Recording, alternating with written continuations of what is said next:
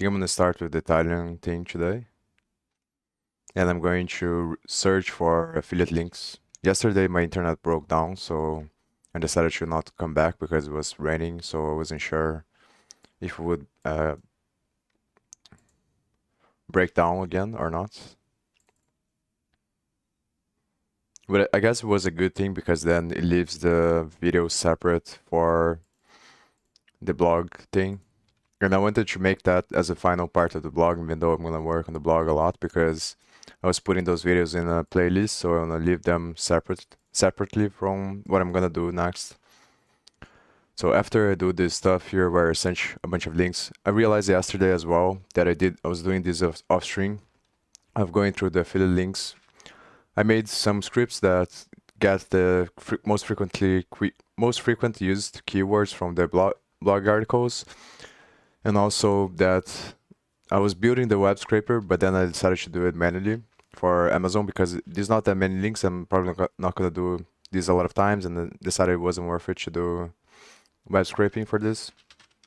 It's better to do it manually because I'm gonna have to get the images anyway, and it's better. I think it's more easier to just look at the items and then decide, make like the judgment call of which ones I'm gonna do affiliate marketing for. So I forgot to change the scene. Also made a GIF for the portfolio, so that's why the scene was for no camera. And I deployed the portfolio with Next.js and I changed some things on the portfolio. But yeah, what was I saying? Oh yeah, as I was doing that yesterday, that I was searching for I was looking into the Amazon affiliate links that I got from the other people and seeing what kind of stuff they were recommending. So as I was doing that, I realized that I actually have some products that I can do it that I know. One, for example, is the Joby thing for holding the camera, which I'm using right now. And then I also did a bunch of research on GPUs as well. So that's another one that I know, one GPU that is good for both mining and for video editing. So I'm gonna do that as well. And then there's other stuff like Blue Yeti mic and some keyboards. The keyboards I think I'm gonna get from the list. But I think it doesn't make a lot of sense to make the web scraper because it's better to just look at them manually and then make the judgment call of which ones I'm gonna decide to put there, and then I can watch a couple of videos to see if it's good or not, which probably is gonna be because like something like a keyboard, I think it doesn't matter really which one you choose. They're probably all good. So unless you have some special needs or something like that. But yeah. And then also headsets, maybe the headsets I'm probably gonna do. So it's stuff like that I'm gonna do research anyway to this is probably what I'm gonna put there. What I'm gonna do research anyway to see what I'm going to buy in the future to improve the stream. I'm thinking about getting a mic and also a headset once I have the money. So the two ones that I know that are good are the Blue Yeti and the Shure M6 or M7, something like that. So I'm gonna put those Shure, I think, with the stands and then items like that for the programming niche. And then for the other ones, I'm gonna have to see, obviously, which is what I'm gonna do now. And the ones that are not from affiliates from Amazon, I tested a bunch of them. Not tested, I sent the request to see if I was gonna be able to be affiliate for them, but a lot of them or most of them rejected me because I think it's probably because of the following, and that usually I think it's because of the following because of like not having a strong brand or business, let's say. So it's too high risk for them to allow you to get in, I think. That's what I'm assuming, but I'm not really sure. And then I think there was one or two that I got accepted, but then I didn't do a lot of research to see if it's good or not. There's one that I got accepted, but then I did some research and then I decided to not do it because it didn't look that great. So I think what I'm gonna end up doing is do the Amazon stuff, because the Amazon, I know I've did it in the past. I already have everything set up and I know I can do it, but it's not really good for people that live in Brazil because they pay you by check, which is not ideal.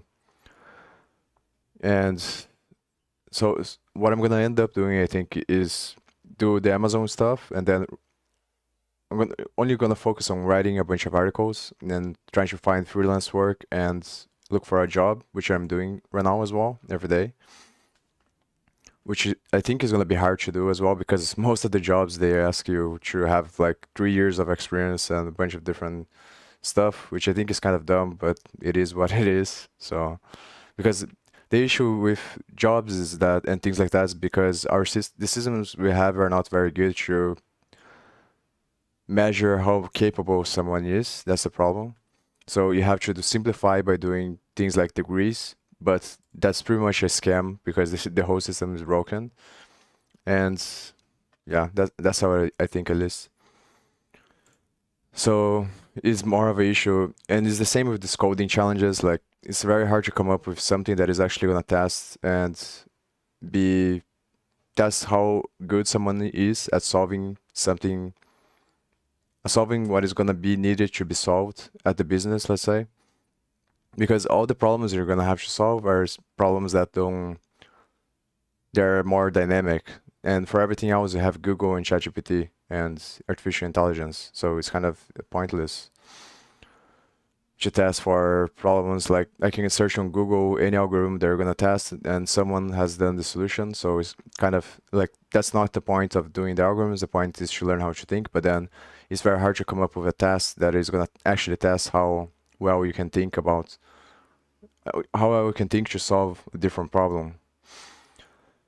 And from the person that is on my point of view, I don't want to spend time, because I think it's a waste of time to just spend energies trying to figure out or trying to solve a bunch of problems that were solved before. I think it's better and more efficient to study in a way that allows me to solve like the meta problem, let's say. Which is something that I think I'm gonna do right after the first article that I'm thinking about writing. And I also erased the stuff on the blog here on the programming, because I decided it's kind of pointless because of the same reason that I was just talking about, where I had multiple different languages here. I think it's a better use of my time to focus on stuff that I actually want to learn, instead of just writing articles for the sake of writing articles. That way I achieve the two goals at the same time, of learning stuff and sharing the stuff that I learn here. So what the first article that I'm thinking about doing is researching. I'm gonna use ChatGPT for this, and then Google as well, or DuckDuckGo. So researching the 30 graph problems that's 30 most popular graph problems, or 25 most popular graph problems, then getting all of them, understanding the problem, what was the problem, how people solved it, and then trying to abstract away an archetype that is a template for solving any graph problem from that, and then making a conclusion about what is fundamental and what is not. So that's the approach that I think is more efficient, is focusing on the meta problem of, so because everything is going to be dictated by this, and it's the same thing with the scientific paradigm, I think. So rather than trying to solve every problem in physics, it's much better to understand physics, because then you can derive the solution based on the fundamentals that you understand. So that's first principles thinking, I think. And yeah, I think that the systems we have are not efficient enough to test for first principles thinking and this approach, because it's very hard to do, to create a test that is going to test for that, and that people are not going to adapt and cheat on, because of the way the whole system is built, is more for memorization and to becoming a slave and not having critical thinking. So everything is done, like, it is not a bad thing, it's just a necessary thing, because there's this dynamic always of control and of freedom. If you have too much control, then everything collapses, but if you have too much freedom, everything collapses as well. Because if everyone is authentic, their authentic self 100% of the time, then there's too much instability in the society, because there is no collective force for a greater good. That's the purpose of spirituality and God. It unifies people based on a common point and allows society to be more stable. So it's not that it's a bad thing, it's just that it's a difficult thing to navigate, because to find the optimal solution, you have to converge towards the paradoxical point that is the equilibrium of all relative polarities that make up the multifractal object that is the universe.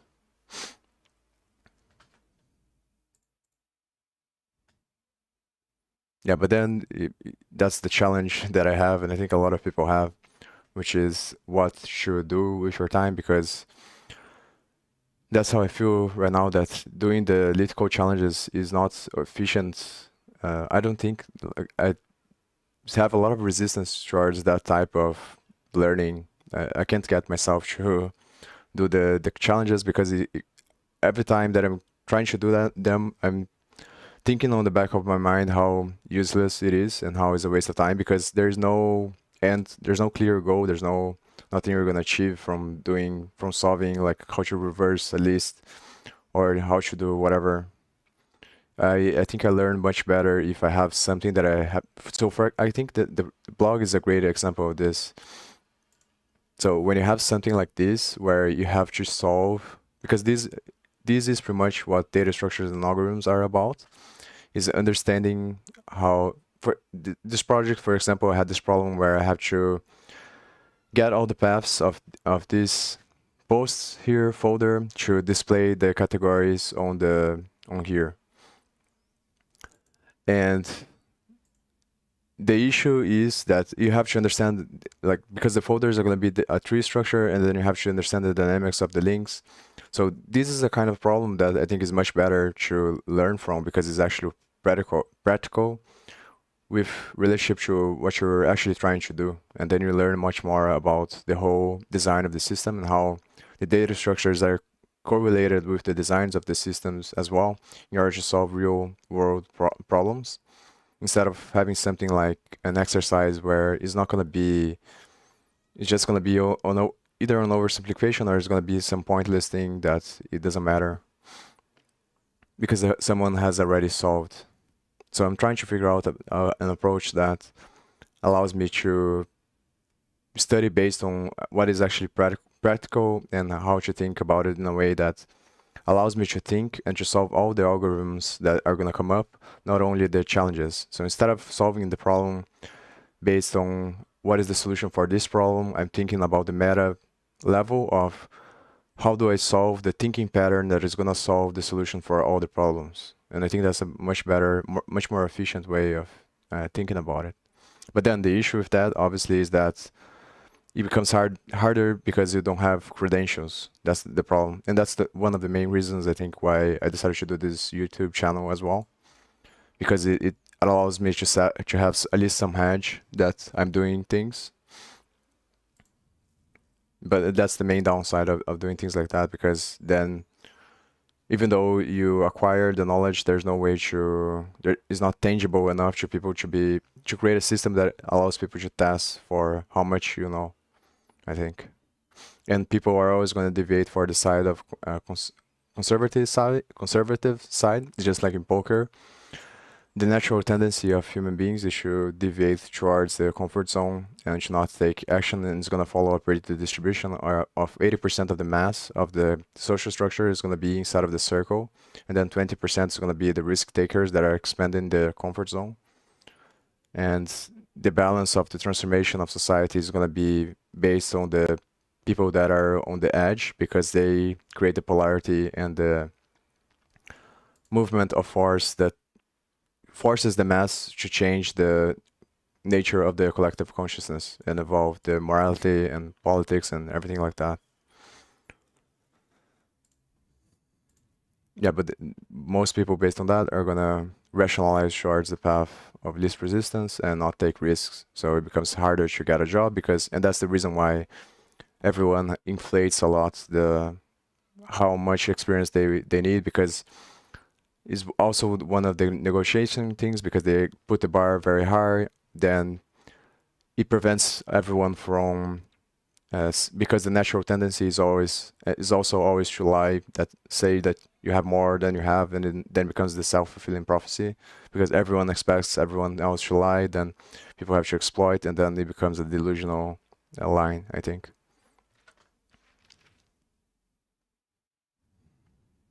Fa, Fa, does, fisso. fisso, set, unchanging, 3. tre, 3, Desiderare. desiderare, desire, Aria. aria, air, Bene. bene, well, Anche. anche, also, Giocare. giocare, play, Piccolo. piccolo, small, Fine. fine, end, Mettere. mettere, put, Casa. casa, home, Leggere. leggere, read, Mano. mano, hand, Portare. portare, carry, Grande. grande, large, Compitare. compitare, spell, words, Aggiungere. aggiungere, add, Anche. anche, even, also, Terra. terra, land, Qui. qui, here, Devo. devo, I must, Grande. grande, big, Alto. alto, high, tall, Tale. tale, such, Seguire. seguire, follow, Atto. atto, enact, Perché. perché, why, Chiedere. chiedere, ask, Maschi. maschi, men, Cambiamento. cambiamento, a change, È andato. è andato, he, she went, Luce. luce, light, Tipo. tipo, kind, of thing, Spento. spento, turned off, Bisogno. bisogno, need, Casa. casa, house, Immagine. immagine,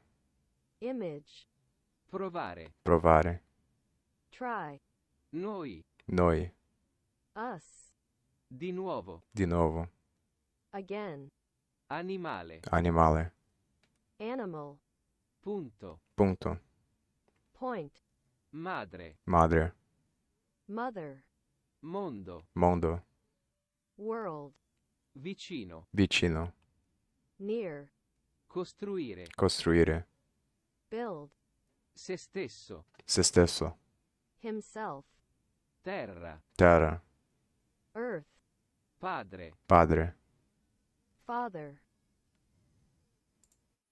I just thought about an idea for YouTube as well, and I'm not sure why they don't have it. They don't have this yet, but what they could do is, oh, I didn't even wait to see if it's streaming or not. Okay.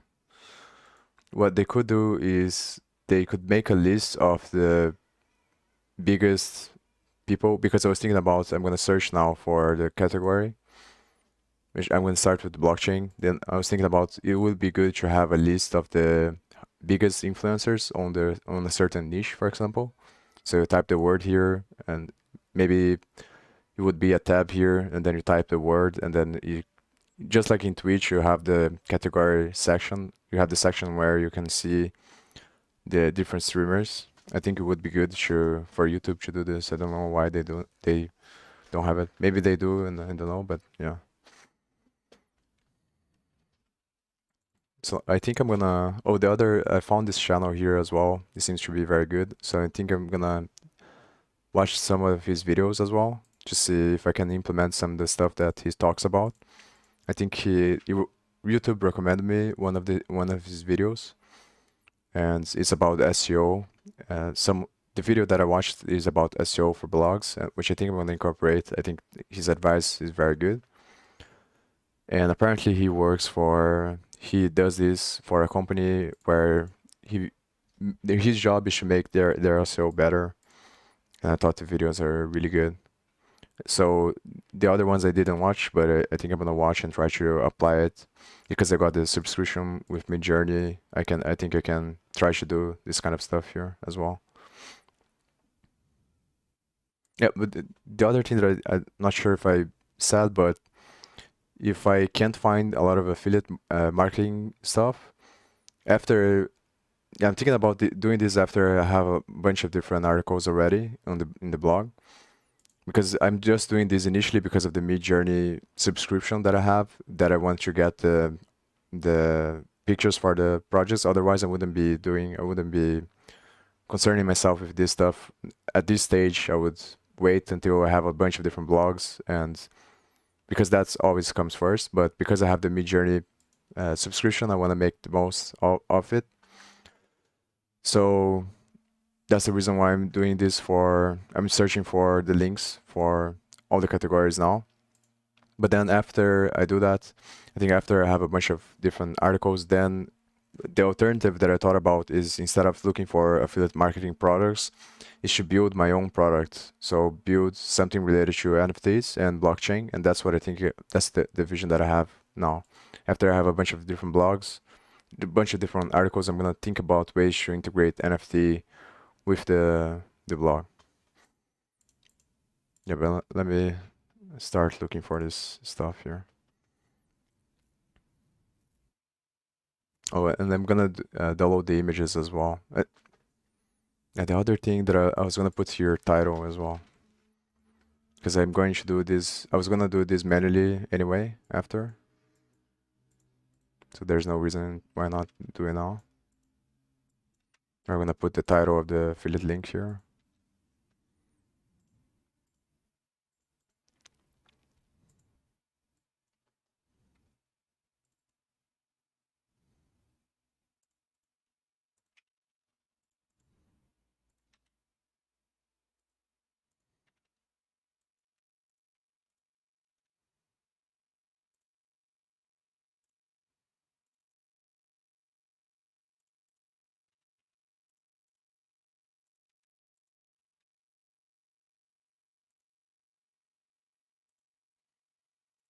Programming, yeah, I already have a bunch of stuff.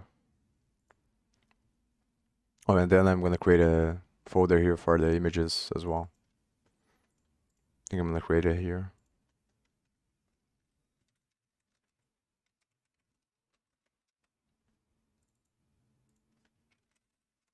And then I'm gonna use these images for the Midjourney prompt later.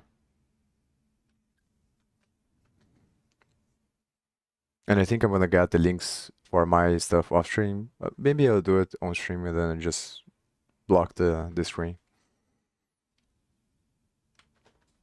And I'm gonna erase all the cards that I have there because I created just to do the stuff. Oh, the other thing that I have to do is to change the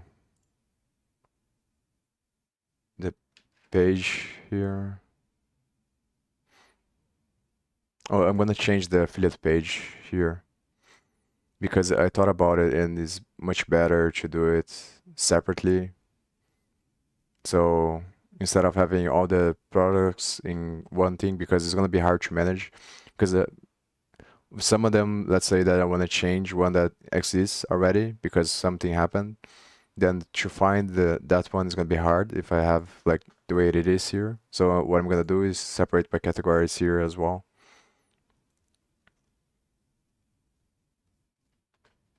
So instead of having everything on one, then on the other page I'm gonna change. And here I already have to that I got yesterday.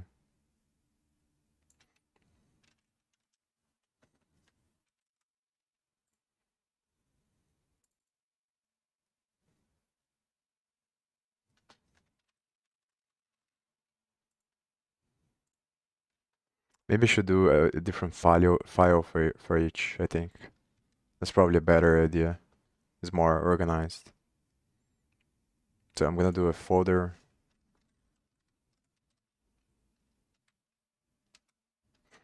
And then I'm gonna do a file. I'm gonna pass this to there. I'm gonna do one file for each. Is that way is a lot easier to. Then obviously on this one I'm gonna have to change on the posts as well. I think.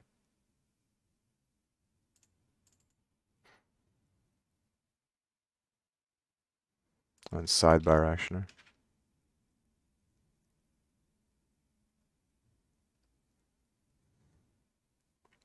I think I want to pass a prop here. I was already doing this for selecting the... Yeah, so I can do it from here. So instead of filtering as I was doing, because this I'm passing as a prop which category it is, so that I can filter the main array to select which ones are going to be shown here. And this is also not very good because I'm getting the first two ones manually instead of checking if they exist or not. But I think I'm gonna leave like that because I'm probably gonna have, I don't want to bother with this now, and I'm probably gonna have two for each category at least. If I don't, I don't think I'm gonna have a custom affiliate link because it's very hard to find, but I can just put on different categories for Amazon products.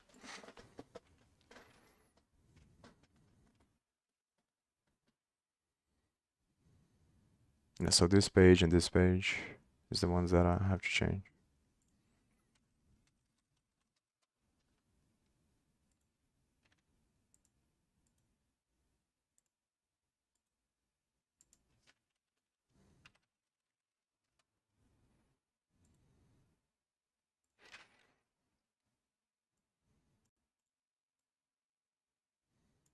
Actually, I'm gonna delete this too here. I'm gonna leave this one as a template.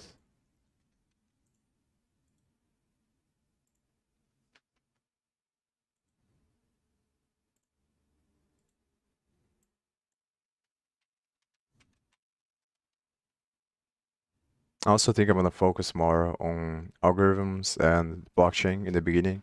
So write a bunch of articles on that first. Then once I have a decent amount of articles, then I can focus on the other stuff.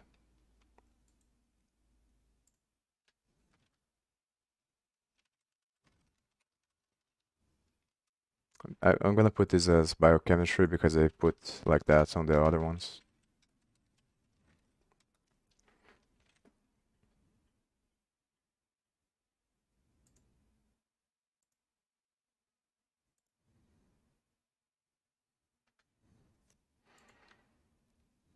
Yeah, so I'm gonna focus on the blockchain ones first. So here I think we're just gonna search for, I have to think about which term is gonna be in programming. I think I did learn Python or something like that. Because it has to be a term that allows me to, because the tricky thing about blockchain is that there's going to be a bunch of scammers and like people like that, and obviously I want to avoid all these people. I want to only get, I think a good idea is to get the channels that I already know. That is more related to how to develop. I think that those are the best channels.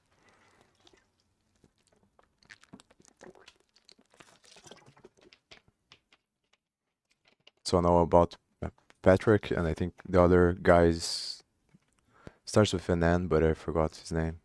It's Nathan or something like that.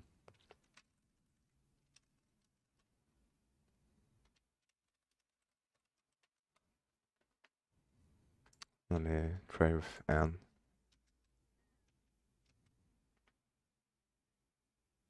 Something with N, I forgot his name.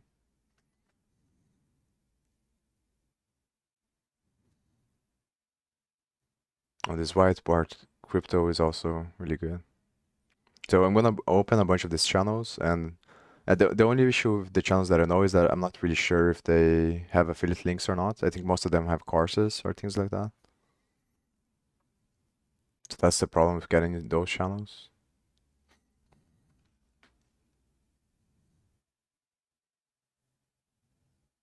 Maybe it's Nether or something like that.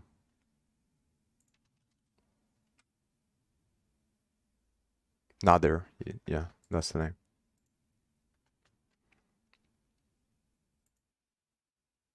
So I have this guy, actually, Patrick.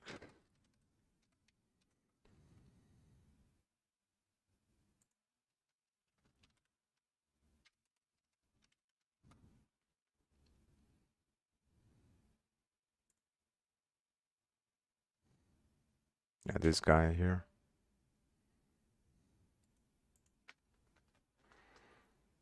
I'm not subscribed to him. In this video, you're going Yeah.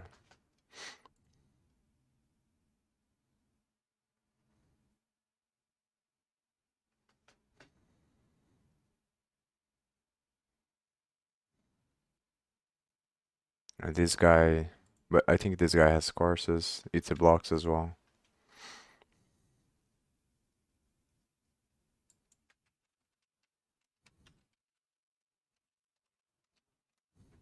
Maybe you should search for zero knowledge proof or something like that, or optimistical rollups. There's gonna be higher chances of finding videos of people that are actually legit.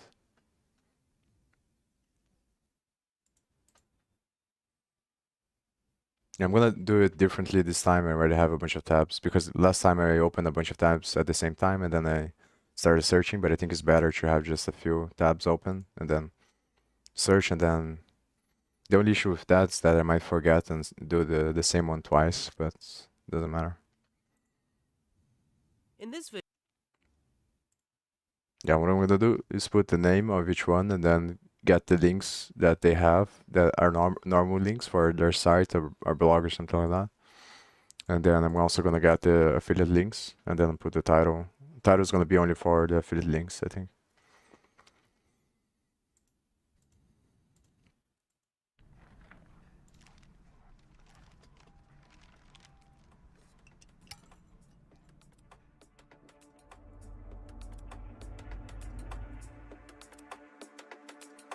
are you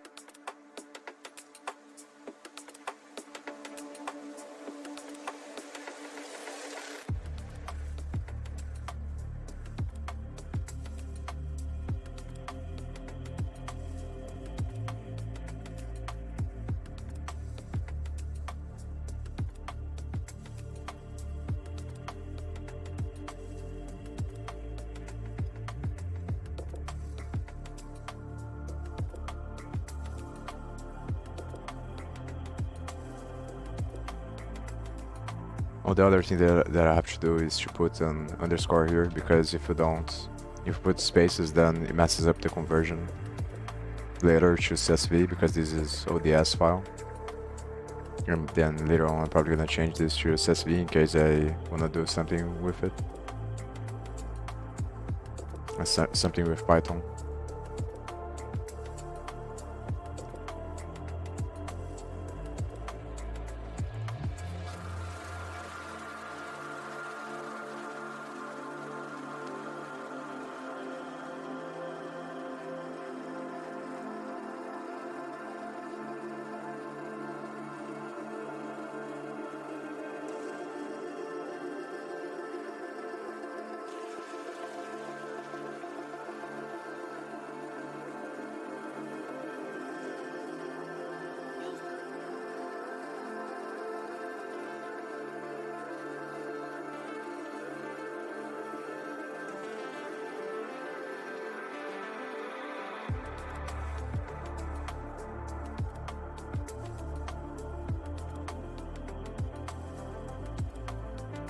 Oh, and also saw that the Google Analytics worked in this time for the blog. So I probably did something wrong on the landing page that it wasn't working, but it looks like it's working for the blog.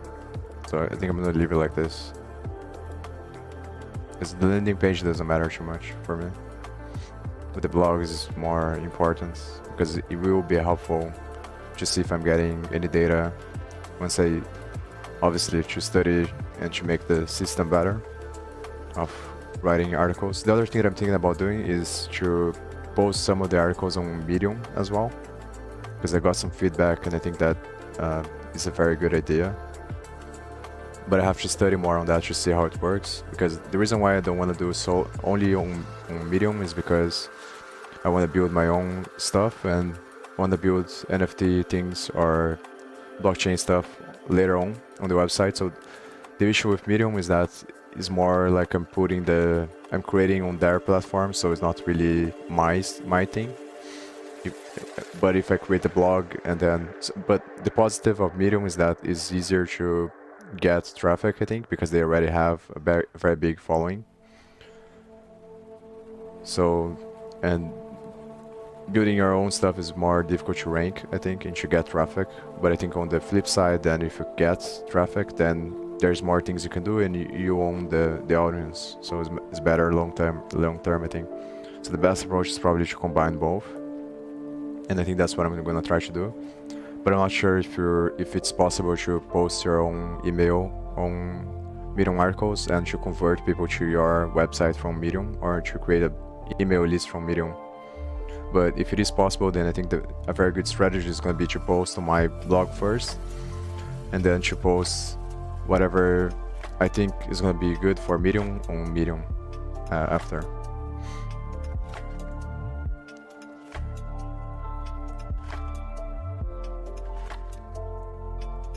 You've probably heard that.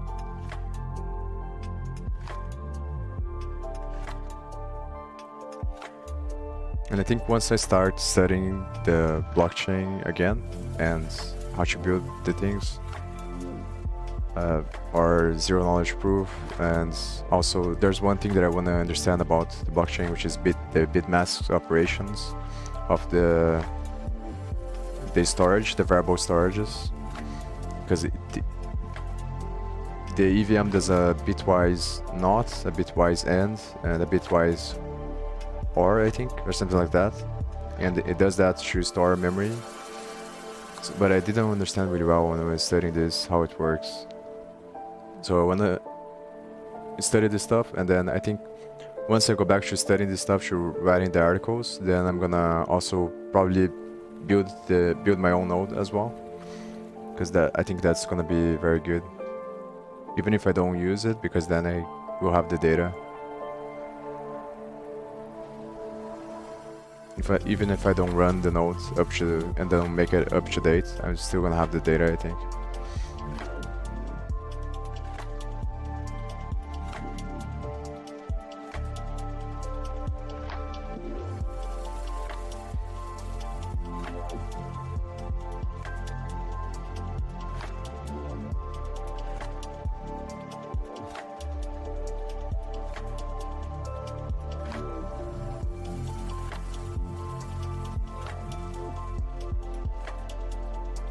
In this vid-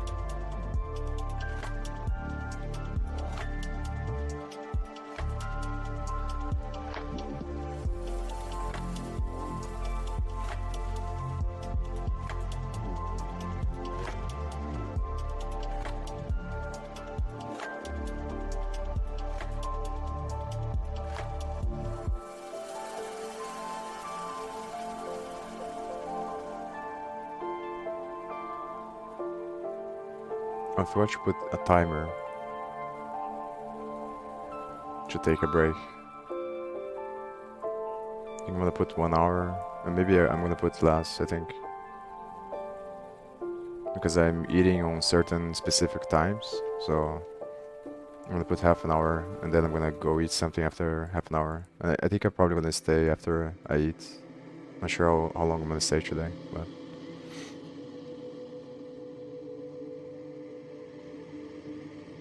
Yeah, the issue with this guy and the other one, I think, is that they're not gonna have any links, I think.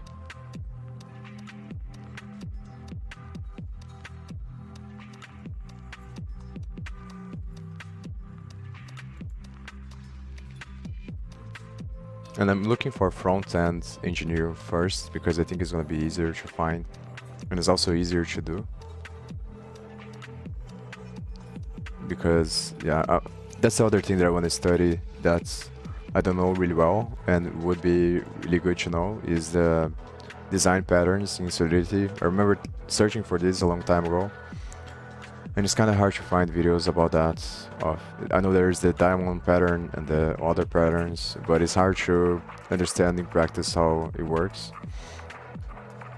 how to develop them. That's another thing. I think that's one of the main things that I want to know that I don't know yet, and that is practical, besides the memory thing, the bitwise thing.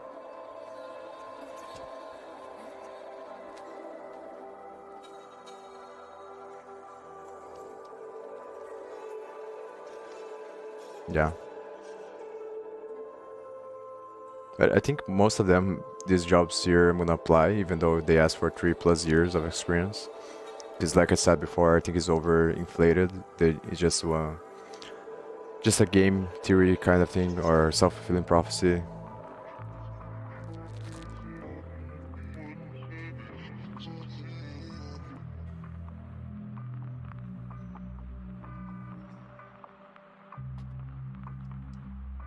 In this video, we're going to go over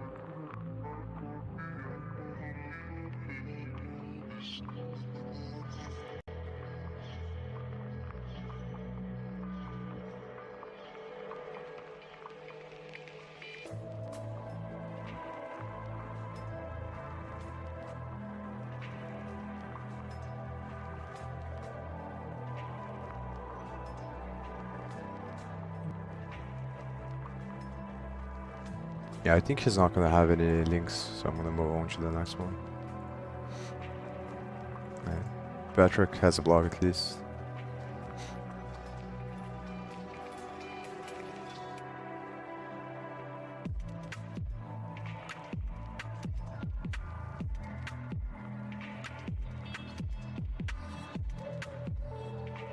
Oh, there's the other guy, but I also don't think he's gonna have a blog or have a link.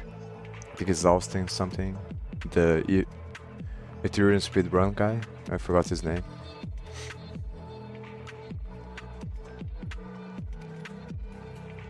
Yeah, so he is doing probably that. With the Medium thing. Writing articles on Medium. Just smart. But, yeah.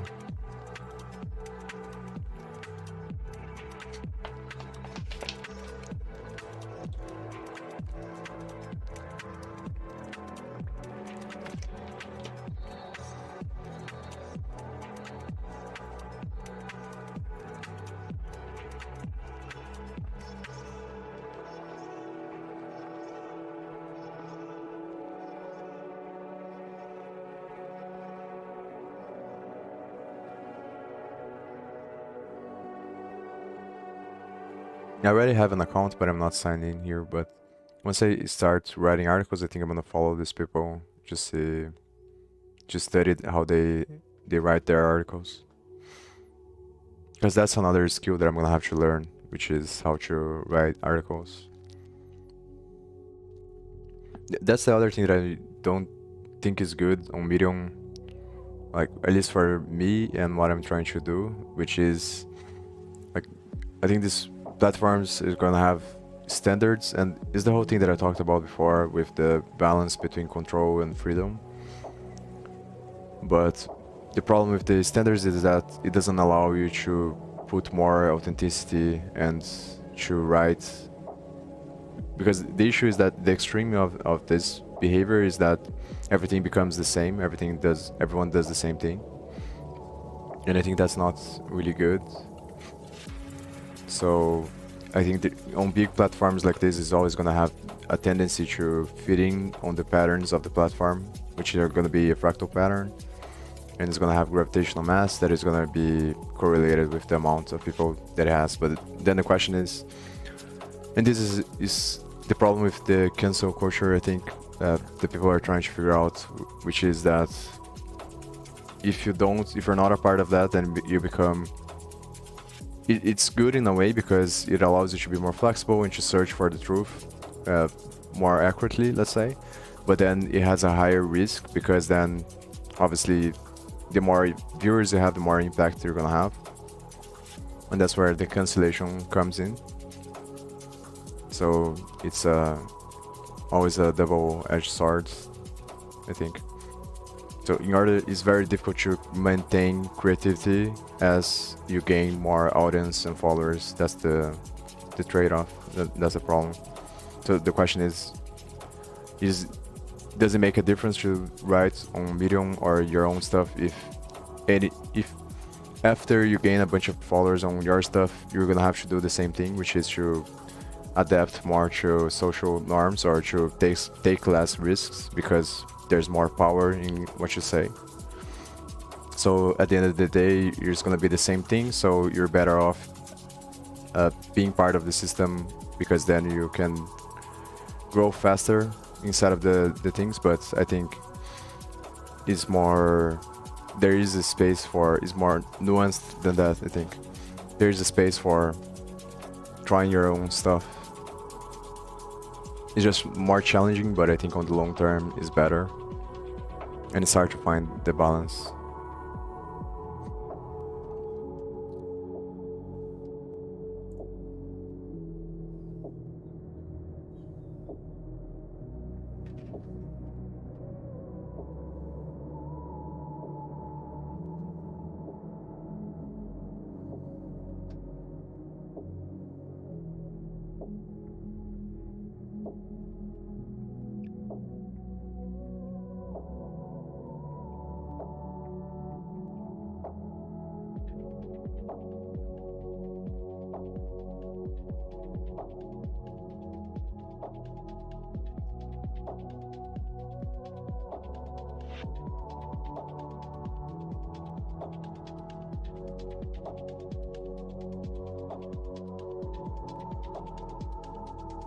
So he only has the medium, I think.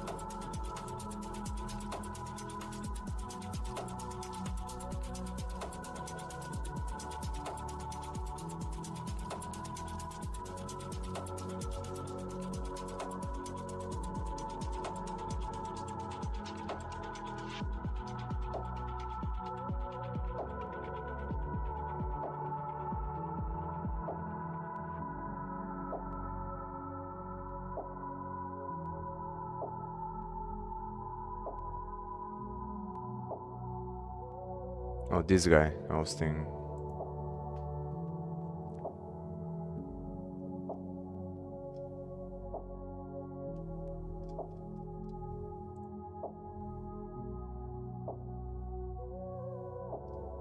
So it looks like this is another site similar to Medium for developers.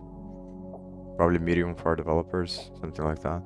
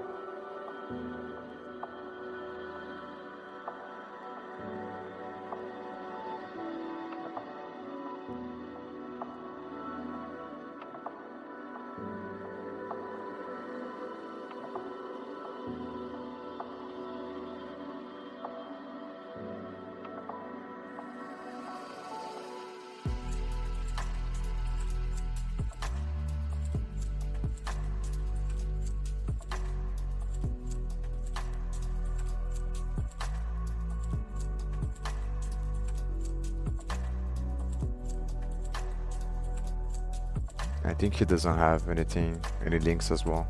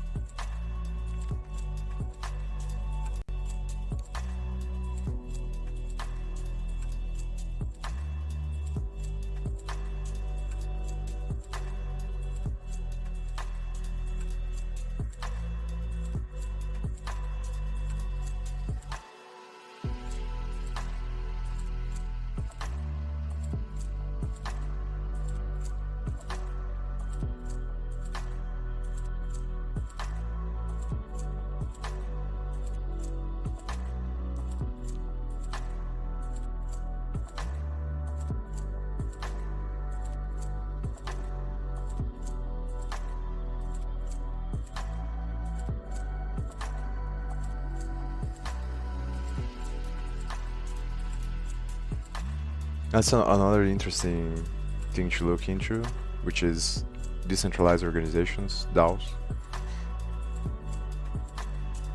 And you should study, because there might be opportunities there as well to find work.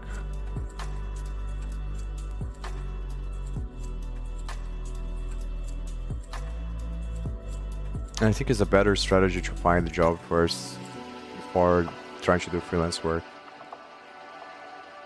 Because otherwise freelance is just a race to the bottom, I think.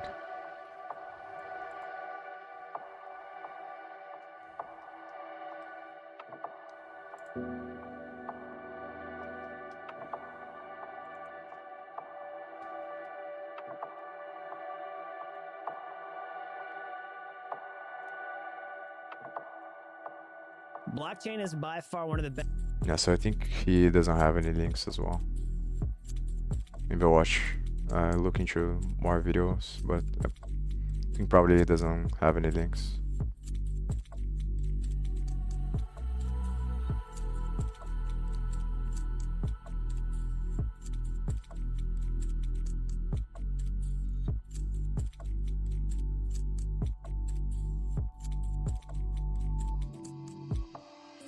Yeah, it's the same thing.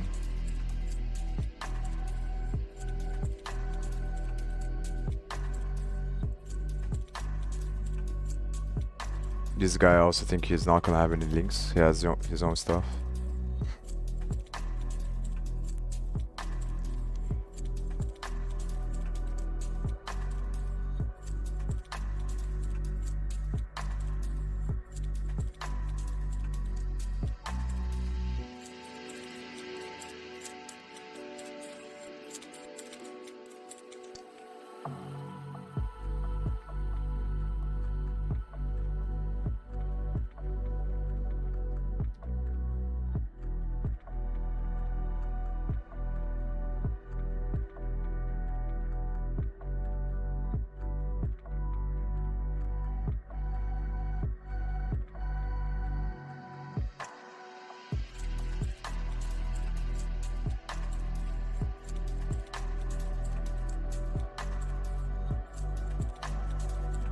Are you ready to become a highly paid?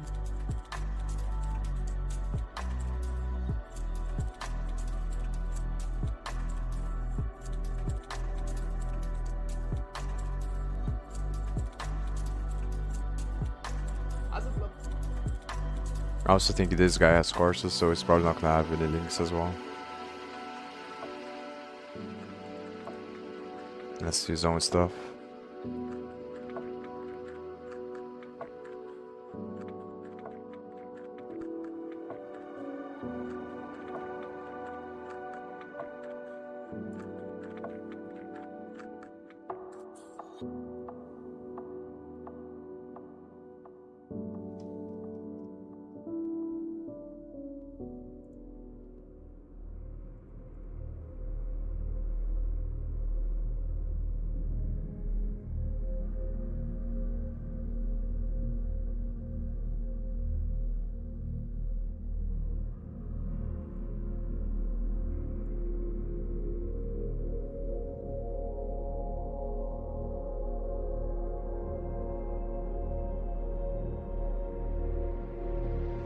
This video is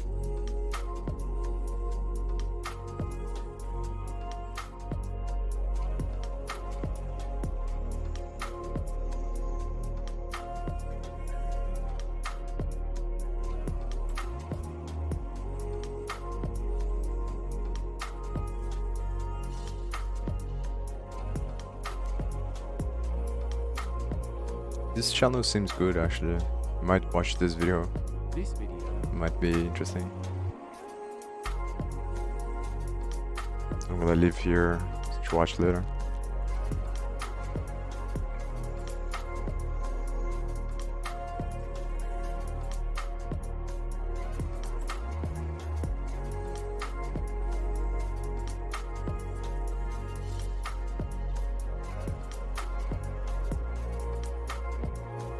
That's another thing to study, which is the actual algorithms, not just the concepts of zero knowledge proof.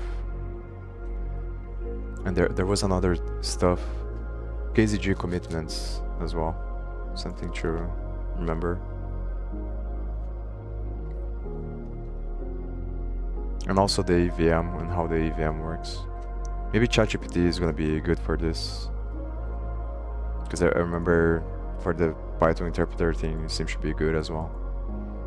So it's probably something.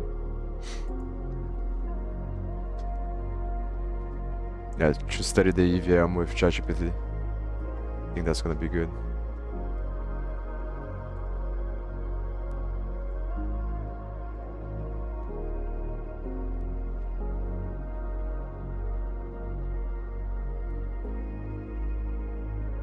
Yeah, it's probably not gonna have any links.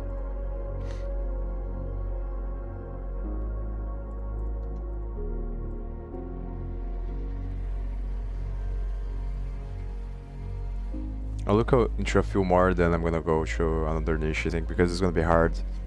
So if I put other keywords for blockchain, then I think it's just gonna be like the channels that are gonna have links. Links are probably gonna be have probability that they are just scams and things like that. So the blockchain is gonna be difficult.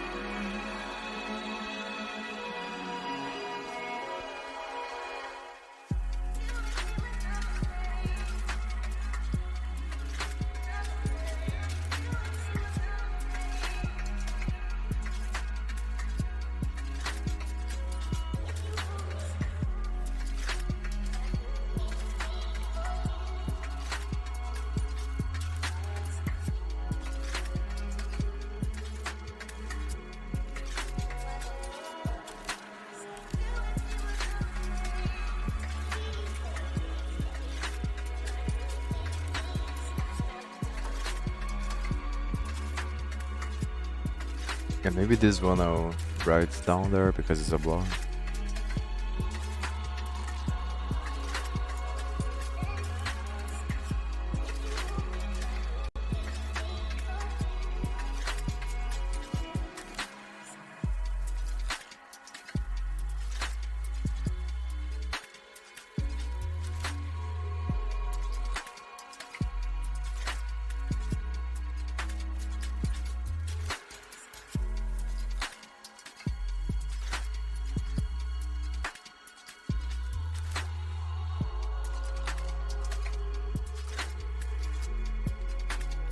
And that's another idea to, instead of making the categories for my blog, should be like it is here. I could make the cards instead. I think that's probably a good idea. Yeah, but I'm only gonna do that once I have. The only tricky part about that is the images, which I'm not really sure if it's gonna be good to put Midjourney images there, because with Midjourney you can't really do images with text. It's not very good for that. But maybe I could put a generic picture there just to make it look better, but yeah.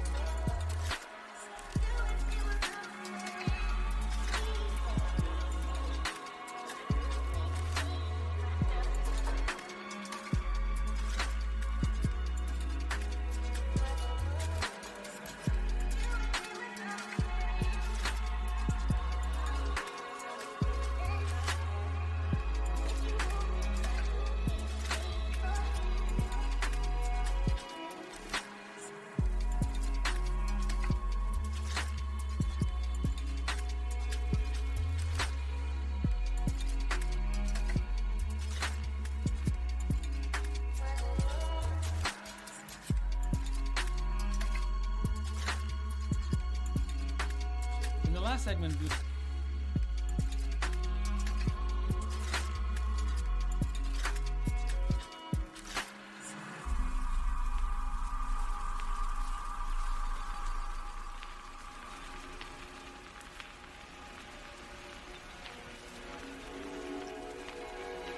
Cool.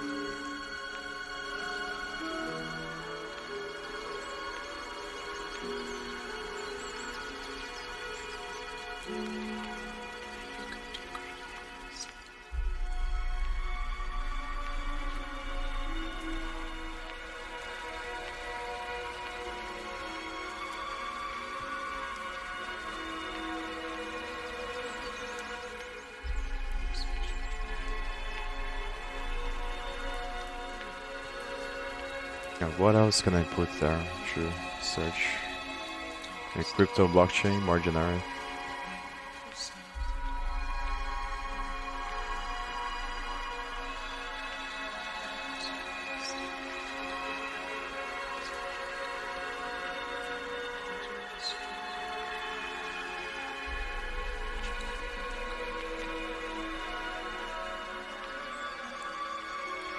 I think in blockchain the opportunities are different as well, so not really sure because it's very new.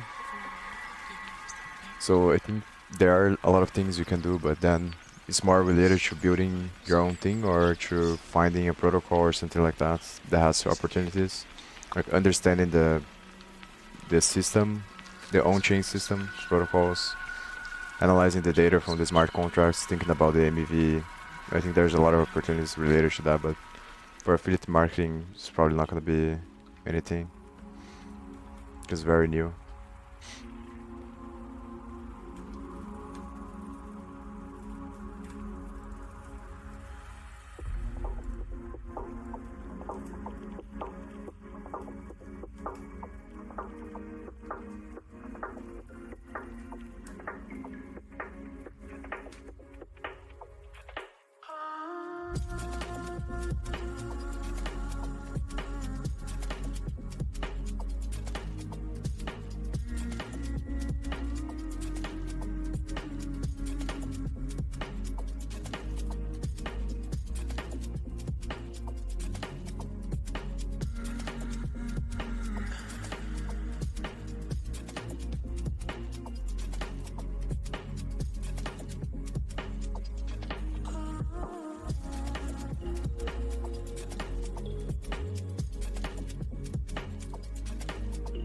Yeah, I think I'm gonna move to economics after I look into these links that I opened there.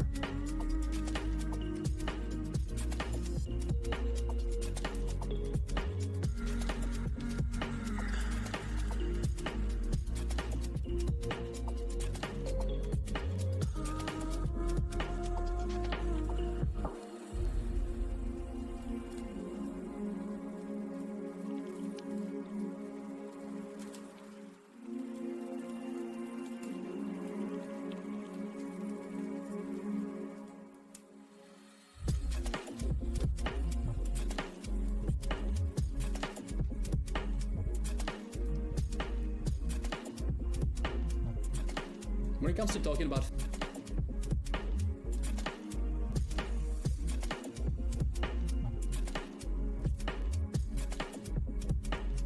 Yeah, so Skillshare, I know that it is one because I've seen the programming niche.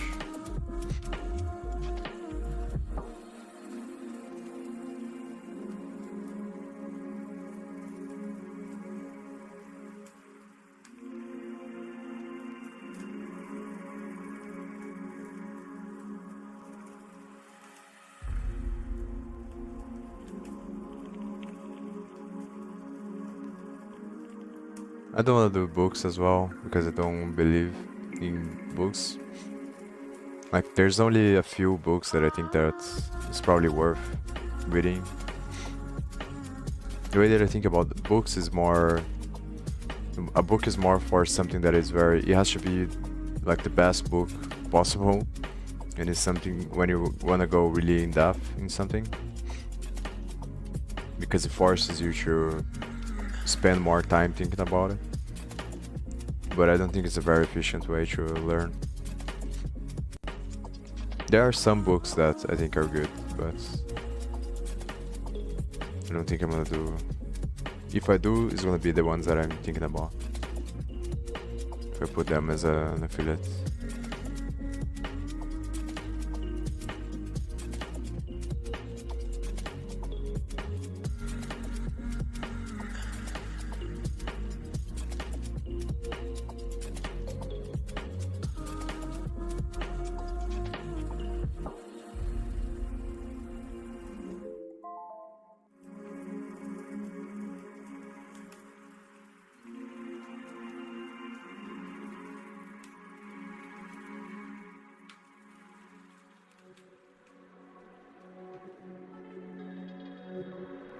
Yeah, affiliate code.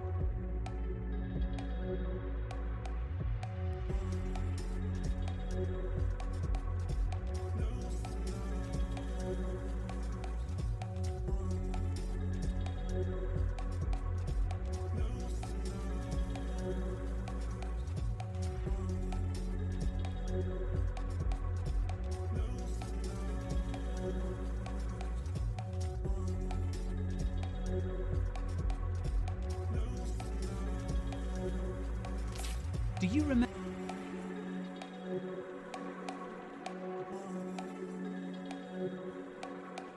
Yeah, so this guy's doing Binance. I tried Binance and it got rejected. So, yeah.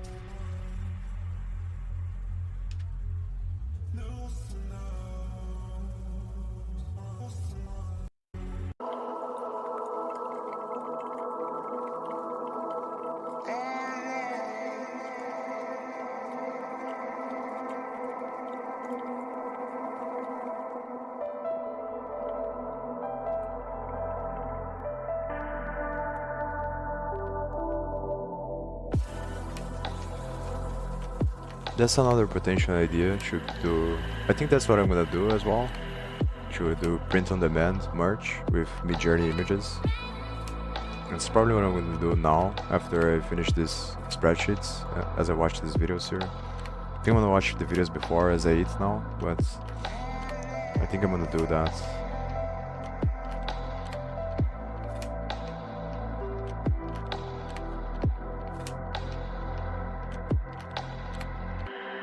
The only problem with merch is the whole shipping thing. It becomes a lot more complicated. It's a lot better, obviously, if it's software or something like that. I think I also found a website. Yeah, I think I'm gonna look into this as well. From another guy that I was watching videos from. Which is something that apparently you can do. You can build APIs. And then sell. So might be worth looking into, but the issue with this thing is that it's probably one of those things where If it's something easy, then there's gonna be a lot of them, and then if it's something hard, then it's hard. And it takes a long time to do, or a lot of resources. So that's why this one I'm not really sure about. But the print on demand thing, I think, is worth looking into.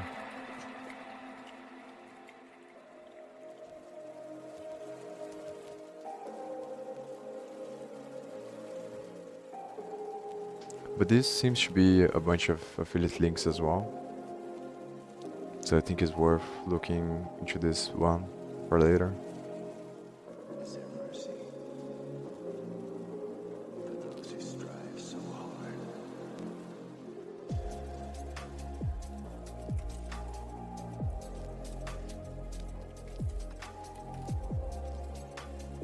But I suspect most of them is probably because it has a big following, so it's probably custom, and then ones that are not might be shady.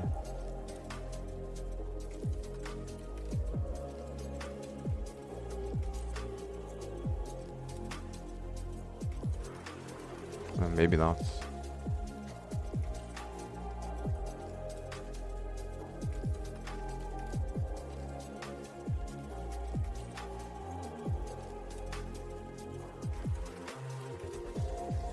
Yeah, I'm gonna put this page here. I'm gonna put this one first, actually.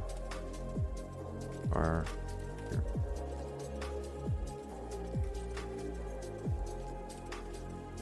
Actually, like this.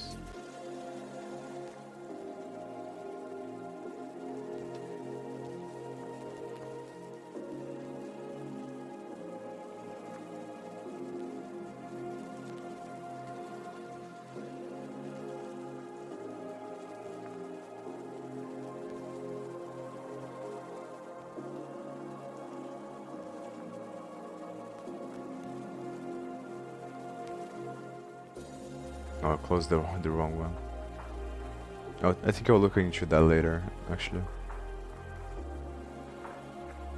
What I'm probably gonna end up doing now is to do the Amazon ones and just leave those ones, and then off stream I look into these ones. But I think the probability of getting one of them, maybe I'll get one or two, but it's very low.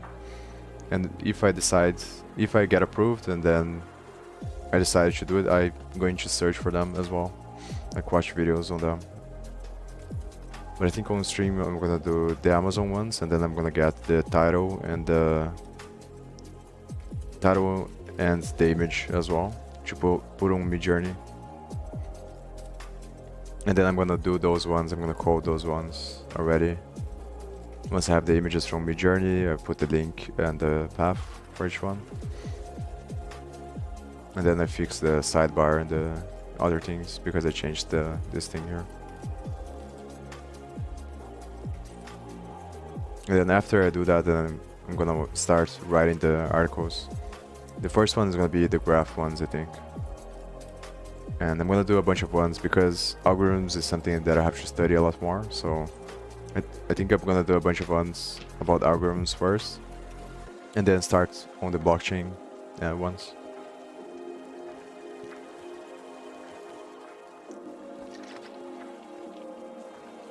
So there's a lot of things to write about.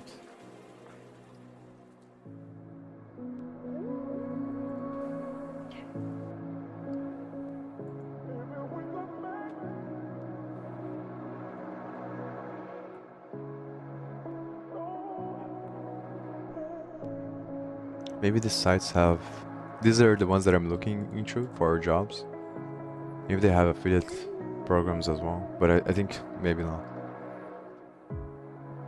It doesn't make a lot of sense. Unless they're using money from companies, like companies that are sponsoring them. So to affiliate to the companies to pay.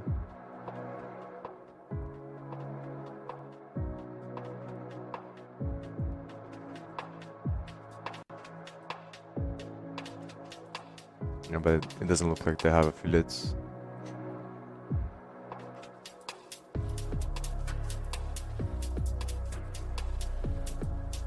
It does look like they are charging companies though.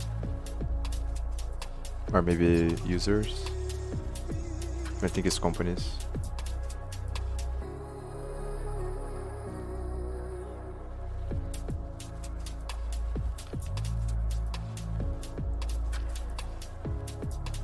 Or this is the other one that I was looking into.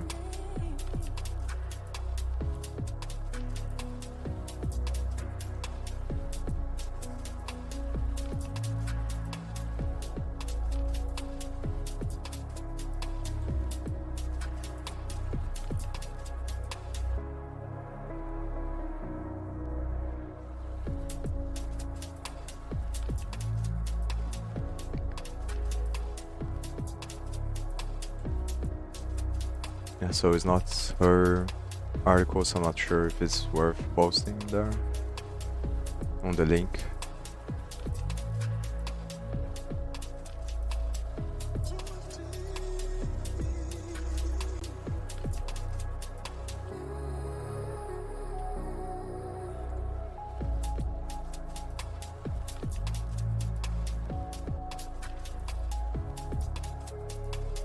Hmm.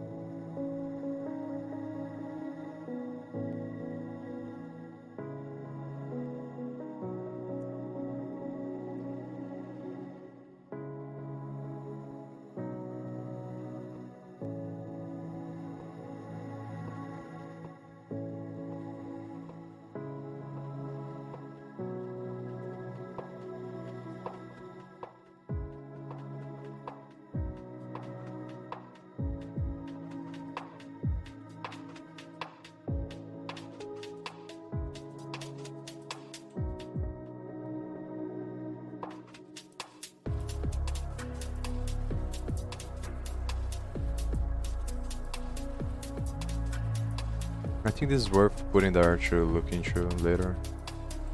See what she's doing. But I guess it's just something like similar to Patreon or something like that. But it's also good to think about ideas.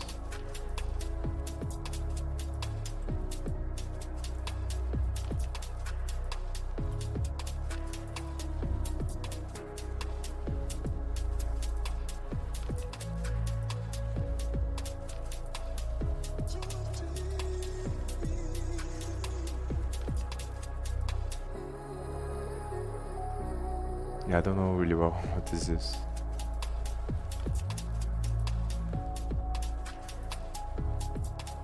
I'm gonna put it there.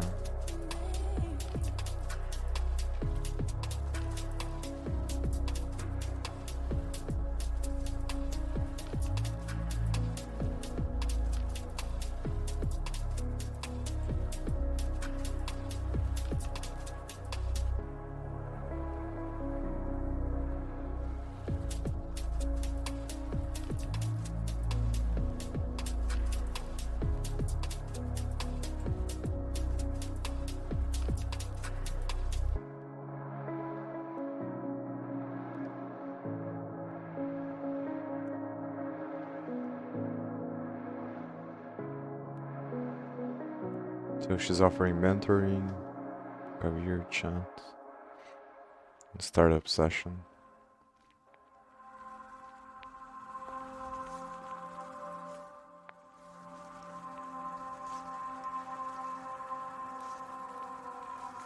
And also has a Medium.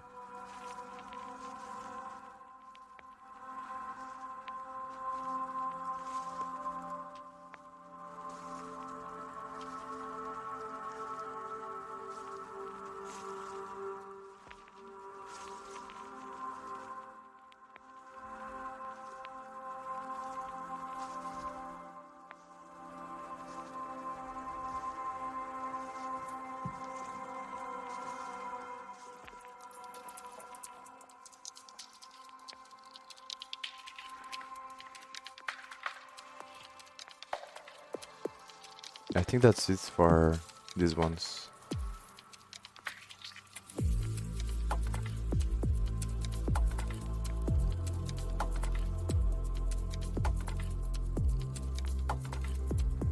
Oh, I forgot to finish this.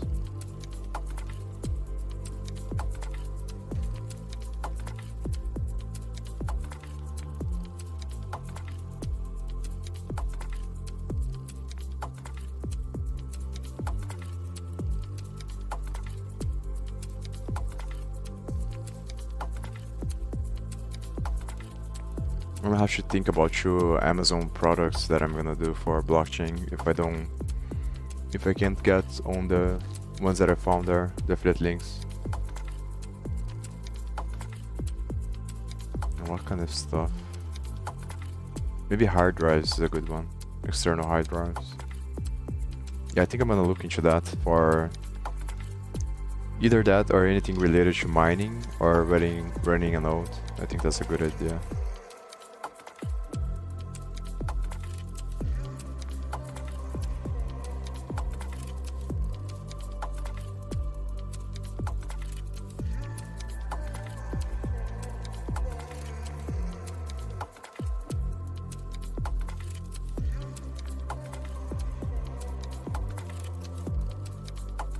Maybe I'll do a health and fitness first. Maybe I'll put biochemistry.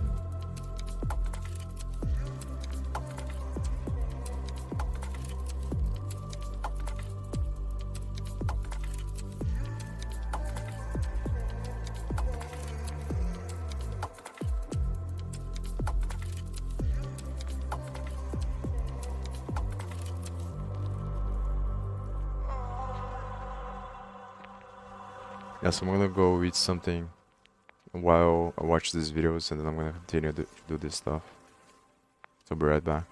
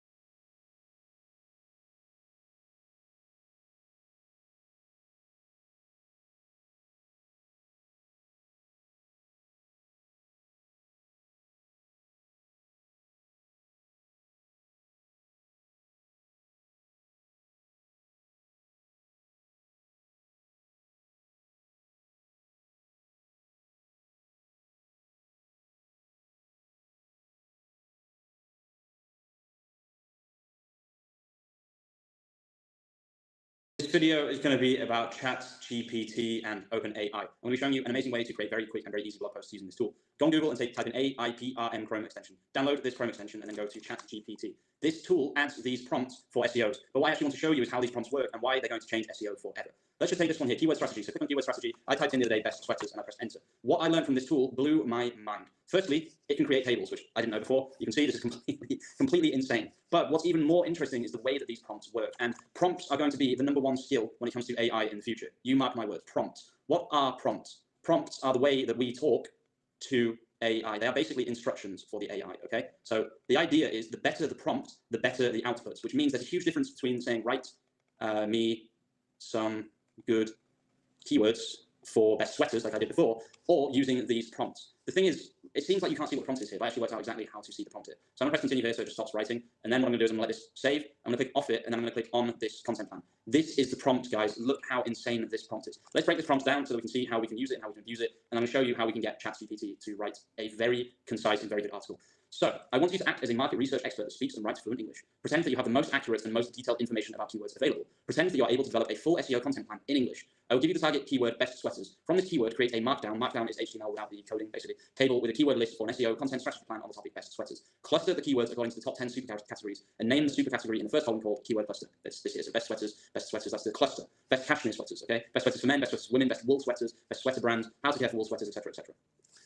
Add in another column with 7 subcategories for each keyword cluster or specific long tail keywords for each of the clusters. List in another column the human search intent for the keyword. Commercial, these are all going to be buyer keywords, okay? This is informational, the rest of them are buyer keywords. Then in another column, write a simple but very quick and enticing title to use for a blog post about that keyword. Then in another column, write an attractive meta description. Okay, this already is a service that you can sell to people for hundreds of dollars. Just this table alone, you can then back it up with your keyword research using Google AdWords, Keyword Planner, whatever it might be. I guarantee you that this content created here is already good enough to sell. Okay, and let me show you an example of this. So you may or may not know that I am a professional SEO for a company. I recently created this entire website for the company that I'm working for. The website I made is 2men.it or 2men Italia, and if I scroll down and if I go on this article here, okay, I wrote this article in 3 minutes using ChatGPT. I'm going to show you exactly how I did it. But is this article on Google? I actually don't know because I haven't checked since I uploaded this article, but we are about to find out. Of course, it's on Google. That's amazing news. That doesn't mean it's getting any traffic yet, but it does mean that the article has been indexed on Google, which means it's now available for getting traffic. Everything you see here, this is all AI. Okay, I've written everything with either ChatGPT or Jasper, depending on how far back you go. But most of it is ChatGPT. So what I actually worked out was that the most useful thing we can learn for ChatGPT is actually the prompt. A lot of people are worried that their job is going to be taken. Okay, and I understand that you think that your job is going to be taken. But I have 2 points to make against that. #1 is if your job is at risk from AI, you are not good enough at your job. Okay, so you're not good enough. What does that mean? That means I am a professional content writer. I'm a professional SEO. I have no fear that my job will be taken by AI because I'm good enough at my job that my boss will need me at least for the next 5 years until they create some kind of super AI robot that does literally everything to do SEO. But my second argument against that is you have to adapt. You have to adapt. What does that mean? That means that you can become the expert in AI. Okay, prompts is going to be a huge niche. Being able to create prompts that give people the content they want is a crucial skill in the AI revolution. And it is a revolution, guys. I'll tell you that right now. So what I actually did was I took this prompt and I turned it into something that would give me exactly what I was looking for. Okay, and let me show you how I did that. So what I did was instead of saying, whoever made this wrote details incorrectly, which really annoys me for some reason. Pretend that you are able to develop a full blog post. I'm going to put the word listicle as well. I'll give you the target keyword, or the title will be best cashmere sweater brands. Okay, this is from the tool. The tool gave me the idea for this blog post. Remember, I just showed you. It's right here. Best cashmere sweater brands. From this title, create a markdown. No, okay, we don't want that. We don't want this either. So we can get rid of this as well. We can get rid of clustering. Get rid of the column. Get rid of meta description. We can get rid of basically everything else. Okay, and then what I'm going to do is I'm going to say the H2 title of the article will be, and then you'd say like introduction, and then you would say something like why are cashmere sweaters so popular, and then I'm just going to go back here. Okay, no, it's already brands. So I'm focusing on brands. The reason I'm focusing on brands, you don't have to focus on brands. You can focus just on colors of cashmere sweaters. It depends what you sell. Okay, but we sell brands, and our brands have cashmere sweaters. Okay, so that's why I'm focusing on brands. So all I'm doing is I'm going on clothing. I'm going on sweaters. Okay. And actually, I can't do this because I don't have the filter. So what I'm doing instead is I'm going to type in cashmere sweater on the search, and then I'm going to click on brands, and you can see I've already written this article. It's right here. So I know that Brunello Cucinelli, Cesare Attalini, Fioroni, Gran Sasso, Kiton, and Marco Pistarolo. 1, 2, 3, 4, 5. 1, 2, 3, 4, 5, 6. 6 brands. Okay. So the title would be the best 6 cashmere sweater brands in the world. We'll see. The H2 titles of the article will be introduction, why are cashmere sweaters so popular, and then all I did was I just took these here and I put them into the AI. You will have to delete some things using Shopify, obviously. So I'm just going to do this. Okay, so that's the base of the article, and then I'm going to put another comment and put conclusion like this. What I'm going to then do is I'm just going to stick this straight into ChatGPT, and if it works like it did the other day, it's going to give me a full blog post in probably less than 2 minutes. I'm going to pause the video, we'll see how this goes. It's going a little bit slow today just because I think so many people are using this goddamn tool right now, but I'll leave this tool. You can see now it's 10 o'clock, we'll see what it is when it's finished. Okay, so the time is now 22:02, but what I'm going to say right off the bat is some of this information is not correct, okay? I'm pretty sure Antonio Gransasso does not exist, for example. Maybe he does, but I'm pretty sure he doesn't. Yeah, you can see that this particular one is not true. The reason for that is Gran Sasso is not a famous brand. Cesare Avellini is an incredibly famous brand. This information is correct. Brunello Cucinelli, incredibly famous brand. This information is correct. Kiton, probably the most famous classic menswear brand ever. This information is 100% correct. 1960s by Ciro Pauni. That's correct. This Marco Pescarolo is also correct. It was founded by a guy called Marco Pescarolo. But the Gran Sasso one, I'm pretty sure is not correct. And Gran Sasso, I don't think, was founded by someone called Antonio Gran Sasso. So what I'm going to say first of all is you need to know the niche. And also, you can see why this is why AI will not fully take over from people, at least yet, okay? But what it does give me is an article, okay, of, let's see how many words. A tip here is do Control, Shift, and V when you paste so that it doesn't do any weird formatting. Let's do word count, 511 words, okay? Interestingly enough, as I said before, I wrote this exact article already, and let's see if it's on Google. I'm pretty sure it's on Google. I actually can't remember if this one is on Google. Until it should be. I'm pretty sure it's on Google. And again, that doesn't mean it's getting traffic, but it has been on Google for a few days. So let's do a live test and see if it's got any impressions yet. So what I'm going to do is this is Google Search Console if you don't know what I'm doing. You click on New and then click on Page, and then do Control V of the article. 6 impressions, that's not even bad. Honestly, that's not even bad. I think this article is like, I think I wrote it yesterday. I wrote it yesterday. January 10th, 2 days ago. I wrote this article 2 days ago. If you know anything about SEO, the fact that it already has 6 impressions is really, really good. And if I do most recent date, you're kidding me. You're kidding me. That's actually insane. Wait. Nah. I shouldn't be giving this. I should be selling this information, honestly. I honestly should be selling this. I should not be giving this away. And this is another article I wrote by AI as well. I'm just going to release this video, guys, before I decide to never release it. This video, if you watch this from the beginning to the end, will give you the tools that you need to make an insane amount of articles very, very quickly. This works really well with these listicle articles for e-commerce stores that you are selling. You're selling brands, you're selling the types of jeans, best 5 types of jeans, whatever it might be. Let's just do a very quick check before we go on Search Console. I'm going to click on New Page. URL contains best and hit enter. 196 impressions. All of these articles that you can see were written by me, by AI in the last 2 weeks. They're already getting a crap ton of impressions, guys. Look at that. That's the end of this video. One more thing before I go. If you know anything about SEO, this website is brand new. It's brand new, and it's already going very, very well. I should be selling this information. I shouldn't be giving it away, but you guys know me. I like to give things away for free. Thanks for watching, and peace out.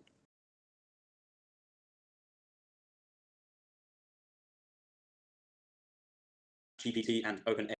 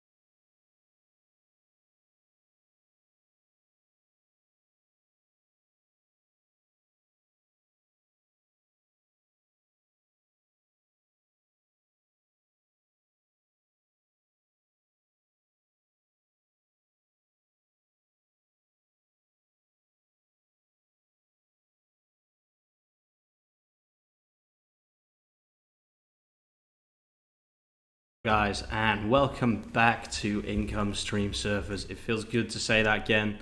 It's been almost 2 weeks since I made a video, and yeah, I had a really good Christmas. Thanks for the huge amount of support over Christmas. If you don't know, one of my videos completely blew up, and yeah, that felt amazing. It's the first time that's actually happened. Let's talk about ChatGPT in this video, and oh my god, is this tool... This tool is a mind blower, okay? It's currently free. You can just go to chat.openai.com/chat. You can make an account. I don't think there's any limitations because I think it's in public beta, but I'm not actually 100% sure if anyone can use it or whatever it might be. But what I have discovered, or just generally just using this tool, it's unbelievable. One of the best things about this tool is that it remembers what user has said earlier in the conversation. What does that mean? It means if you have a long conversation with this AI, it will learn the kind of content that you want. So what am I going to do in this video? I'm going to talk about a couple of use cases that I've found so far for this amazing tool. The best use case that I've currently found is for SEO, okay? Obviously, I'm a professional SEO, so I do mainly want to be focusing on SEO in this video, blog writing, etc., etc. So how can we use this tool? What I want to do is I want to think of a blog post topic. I'm going to use one that I actually wrote earlier using this tool. So this is a real-life example. I wrote an entire article, the rise of wearing a suit with sneakers, okay? Obviously, all of the images are from the company I work for, etc., etc. But every single word on this article was written by ChatGPT, which is completely insane, and I was having so much fun with this tool earlier. So let's just very quickly go here. I want to check something. So first of all, you can see that this website I'm growing is going really well. I'm making the majority of the content using ChatGPT, to be honest with you. The article I wrote a few hours ago is on Google. This means that you find the URL on Google, okay? That's what this means in Italian. The reason it's in Italian is obviously because I live in Italy, as some of you may know, some of you may not know. Okay, so how did I actually do this? The first thing I did was I found the topic, okay? Finding blog post topics, I'm not really going to be talking about that in this video, but I did actually find it by just using ChatGPT. What I did was I wrote, give me some blog post ideas for classic menswear sartorial fashion. And I pressed enter. And it happened to be that one of them was exactly that, okay? One of them was the rise of the sneakers suit, or the sneaker with suit, pairing sneakers with a suit. Okay, so I took that, and what I did was I ran with it. So it gave me this exact title here, the rise of the sneaker suit, discussing the trend of pairing suits with sneakers. And I just decided to go with it, and what I did was I wrote, write me a blog introduction for the topic. I find it best to put the topic in quotation marks like this. What you may see is the exact same content. Fortunately, it's not actually the exact same content, okay? So this time, perfectly, it's not the exact same content, which is a perfect example, okay? So you can see the content is actually really good. The content is also really good here. I'll leave a link to this article in the comments, so feel free to go over to the article in the description and check it out. Okay, so now, let's just write an entire blog post right now. Let's see how quickly we can do it while I'm recording. So we're going to do a new blog post, and the blog post is going to be the same title and things. I would recommend putting it into a Word document, but before you put it into a Word document, it's worth running it through something like Notepad. The reason that you want to do that is because the formatting is a little bit strange, just like all of these tools. You can put it in WordPad first, or you can just right-click and paste without formatting is another option. But I prefer to put it in Notepad, don't ask me why. Okay, so what we can do now is we can continue with the same theme, so the rise of sneaker suits, discussing the trend of pairing sneakers, suits with sneakers, and we can write a blog outline for, and we'll just hit Control-V and press Enter. So this should now give me a this is very interesting. Look at that. There's no way it's this good. So yeah, this tool is better than Jasper, which costs like infinitely more because this is free. I forgot to say this. I can't believe this is free. So what you do is you do the exact same thing, paste without formatting. You can put the introduction like this in heading 2. I don't really like the layout of this, to be honest with you. I probably wouldn't do it like this, but just for the sake of this video, I'll probably leave it like this. And what I would actually do is I would do how I did it here. So in fact, you know what? Let's do write blog outline. I'll just dox myself, I think. Write blog outline for no, in bullet points for, and then hit enter again. Again, it's doing this weird introduction thing. I don't know why it's doing that, but yeah, whatever. We can get rid of this like that, and we can just take this as a load of bullet points as well. Like that, okay? So this would now be the outline of the article. You can see that we're already getting to a decently sized article. Then what I do is I put this as a heading. This is exactly what I did earlier. And remember, I just showed you this article is already on Google, okay? And also, a lot of these articles were written by ChatGPT, okay? This was written by ChatGPT. This was half written by ChatGPT, not fully. This was written by ChatGPT. All of the collections, all of this kind of stuff was written by ChatGPT. We're probably, for the business I'm working for, we're probably going to be moving over from using Jasper to using ChatGPT for product descriptions as well. So I'm not just talking out of nowhere here. I have experience using this tool. I do really think it's very good. So definition of it. So write a blog post paragraph 4. And because it remembers all of this content up here, it knows exactly what I want it to do, okay? Which is the beautiful thing about this tool. It takes the information that we've already written, and it continues that information, okay? So you can see we're really starting to get a good article together. So what we would do is we would do this for every single one of these titles. So we'll do it again, write a blog post paragraph 4. I'm not even bothering to read the content because I know that it's probably going to be pretty accurate. Okay, so this is a good example. You can see the overview of the trends rise in popularity. There is no mention of suits and sneakers in this instruction, but because it's reading from this content, it knows I am specifically talking about the suits and sneakers trend. Okay, so that's a really nice thing about this tool, and yeah, I honestly think this is an absolute game changer. I know that I talk about game changers a lot on this channel, but this is just another one of those beautiful game changers. So once we have this, let's just pretend I've done all of these, okay? Not going to bother doing that right now. The final part of this, well, there are a couple more parts. I may as well talk about everything in detail. So the first thing you would do is you would give these H2, okay, which means header 2, and you would look for certain words like suit. You press Control-K and you put a link, okay, https://collections/suits. This is now an internal link, and the point of this is it gives juice, okay, it gives power to this page, which is obviously what we call a money page for our business. So we want as many people as possible to find this page. So by writing blog posts and giving this page good SEO, and then internally linking from those blog posts to those collections, that's how we start to use ChatGPT to give power to the entire website instead of just to these pages. That's the whole point of this process. That's why I love writing content. It's not just to bring in random traffic for people who are looking for sneakers and suit, information, because they probably already have sneakers, they probably already have suits, right? But it's to give power and juice to the other pages as this page rises, okay? That's how it works. That's how I've managed in such a short amount of time. You can see this is the 13th of October to go already to 1.3 thousand impressions, okay, a day. That's how I'm doing it. I'm just writing very simple articles and giving juice from the articles to the other pages. So that's the first part. The second part that we want to do is we want to go on Google and just type in sneaker suit, okay, like this. And then what you want to do is you want to click this first one a few times, like this. This is going to look a bit weird, but just trust me. Okay, and then we want to use ChatGPT again. This is the absolutely insane part, okay? This is going to be quite complicated, but on Shopify, you can't see this here because I'm not logged into Shopify. At home, I can't really show you properly, but these here, FAQ about suit with sneakers, okay? What we're going to be doing is we're going to be using something really, really cool. So, write an FAQ with HTML schema for the following questions. And then you can literally, oh crap, no, come back. Okay. For the following questions, edit, you need to press Shift Enter, and then I'm going to press Control V, and then save and submit. Watch this. Yeah, you're saying that correctly. This is literally created. I don't think this is proper schema. Okay, so when you inspect the page, for example, there is no FAQ schema here, but this does not damage SEO at all. This is really, really, really good for SEO. It would be better if it was actual schema. Okay, like I said, it's not actual schema. I don't think anyway, because it doesn't appear here. So if I go on another one of my articles, beach wedding attire for men, it should say FAQ schema or schema at the bottom here.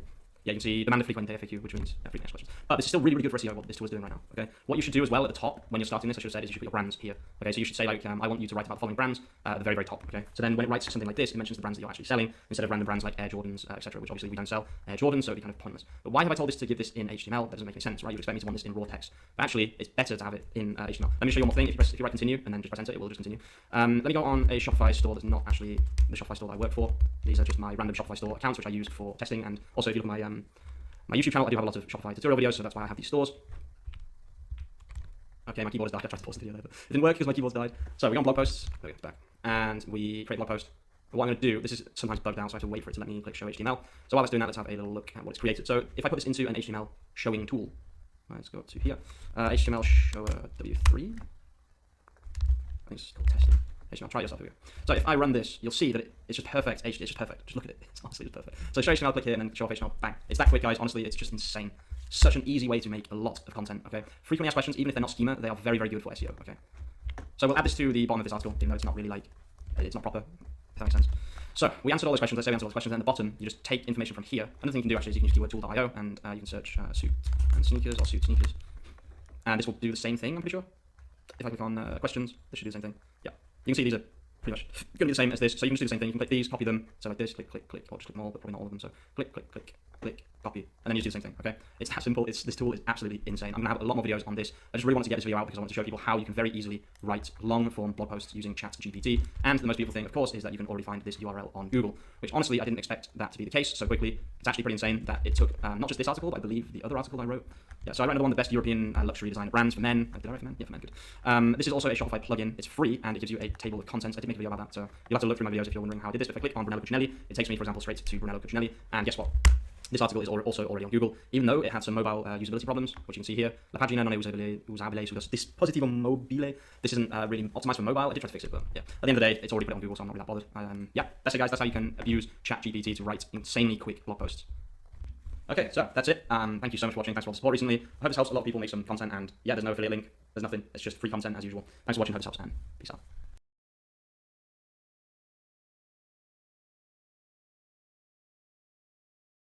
To my SEO playlist. I am finally getting this done. First things first, what is SEO? There are some key terms that you need to know. So most importantly would be SEO, which is search engine optimization. Basically, we're focusing on Google because Google is by far the biggest search engine, and all of the other ones, they work in the same way anyway. So yeah, this that you're looking at now, this is a search engine, and when you search for something, I'm going to search for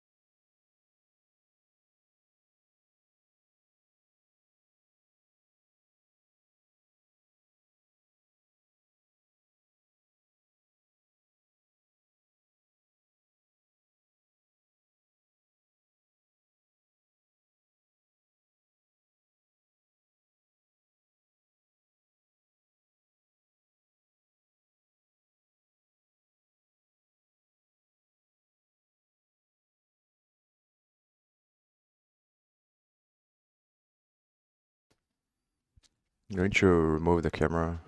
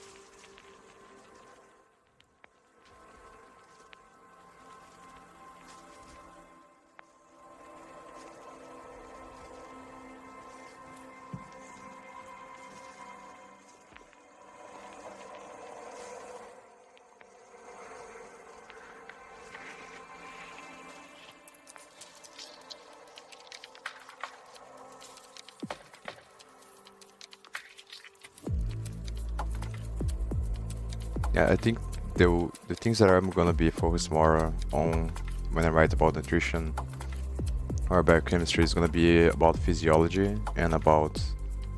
I don't wanna write only about bodybuilding and things like that. Obviously, I think I'm gonna do that as well at some point. But I think my focus is more on the understanding the biochemistry of the body, the muscles and how they are connected to neurons and how they're connected to the lungs and kidney and everything else. Because the stuff about training is kind of boring to me. Like, there isn't too much to talk about when it comes to training. I think it's pretty basic. Obviously there's going to be a lot of differences, and then might be interesting to write about that as well, but for the most part it's going to be just lower reps you gain strength, more reps you gain endurance, and somewhere in between you gain hypertrophy. So, and then there's a bunch of stuff that is also just marketing to sell things.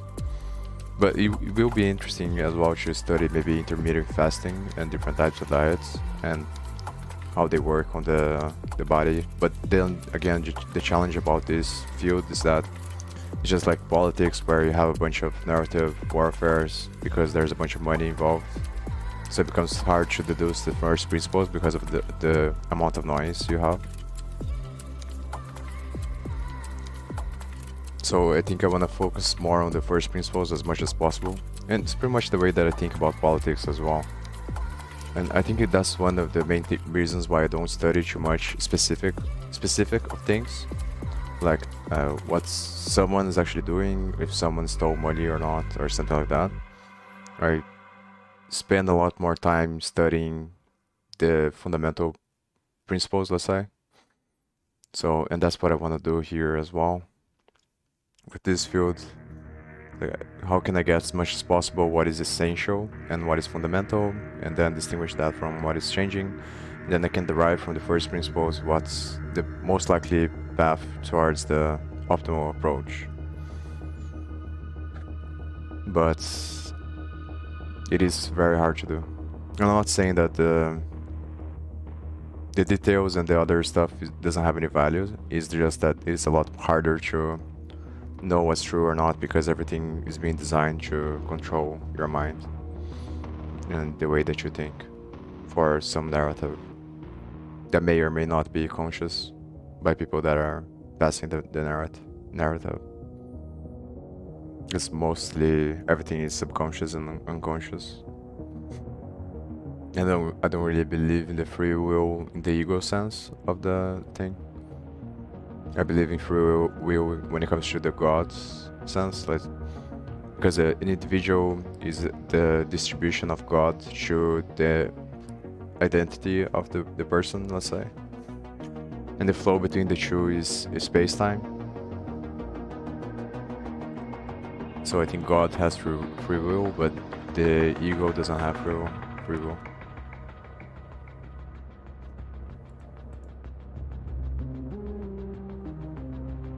Because everything you think, everything you do is a consequence of your environment. So the air that you breathe is going to change the biochemistry of the body, and it's going to change your thoughts, and the food that you eat is going to change your thoughts, and all your behavior most of your behavior comes from childhood traumas and stuff that happened to you, which is gonna shape the personality type, and that's the reason also genetic mutation, which follows a relativistic normal probabilistic distribution. So it wouldn't be possible to have free will, fully free will, if we didn't, because then we wouldn't have patterns in nature. There would be no laws of physics, because there wouldn't be any pattern. So, but I think at the same time it has to be the paradoxical point, because that seems to be the highest form of truth that you can achieve with abstraction. So it is a paradoxical point between the patterns and the stuff that is potential. So that means that at some level there must be free will, because that only exists in relationship to not having free will. So it's a symmetry, and the paradoxical point of that symmetry is the closest approximation of truth that you can get through abstraction, I think.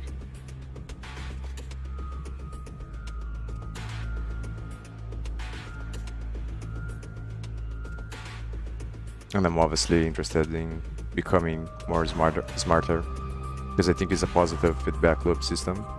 In the same way that I remember researching with ChatGPT some time ago how to hack human beings, and the reason why I was doing that is because of this. I think that the food industry, or whatever you call this, pharmaceutical industry or something like that, all these interesting industries, they invest thousands or millions of dollars, maybe even billions of dollars, into scientists to hack the human system, and then because they want to hijack the limbic system to make everyone addicted, so that they make more money, because the most amount of money you can make is from a drug addict. So if companies can turn people into drug addicts, then they have full control over them, and they can make the most amount of money. And that's not because companies are bad, it's just because the design of the system is not good enough to sustain itself over time. So I also don't believe that in this idea that there's the evil people and they're trying to do this thing. It's just a subconscious byproduct of, or conscious byproduct of the nature of the system, because you have the Nash equilibrium of the game theory of the macroeconomics that forces everyone to the arms race. So everyone is forced into the position that they have to control the limbic system, because everyone wants to gain more power, and that's the problem. That's the reason why I think YouTube, or for example, changed the terms of service, and other companies do things like that, is because everyone has to grow inside of the company. But there are some places where growth is not, in this terms of getting more profit, is not beneficial for the whole system. But because the nature of the system doesn't have the new ones to deal with that, then everyone is forced into the position that they have to grow more in order to control everyone else, because the way that our biology works, you gain more status and recognition and things like that.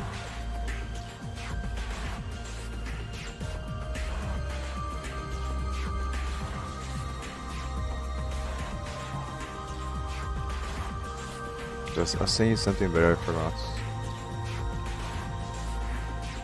Yeah, maybe I'll remember. Let's give more time.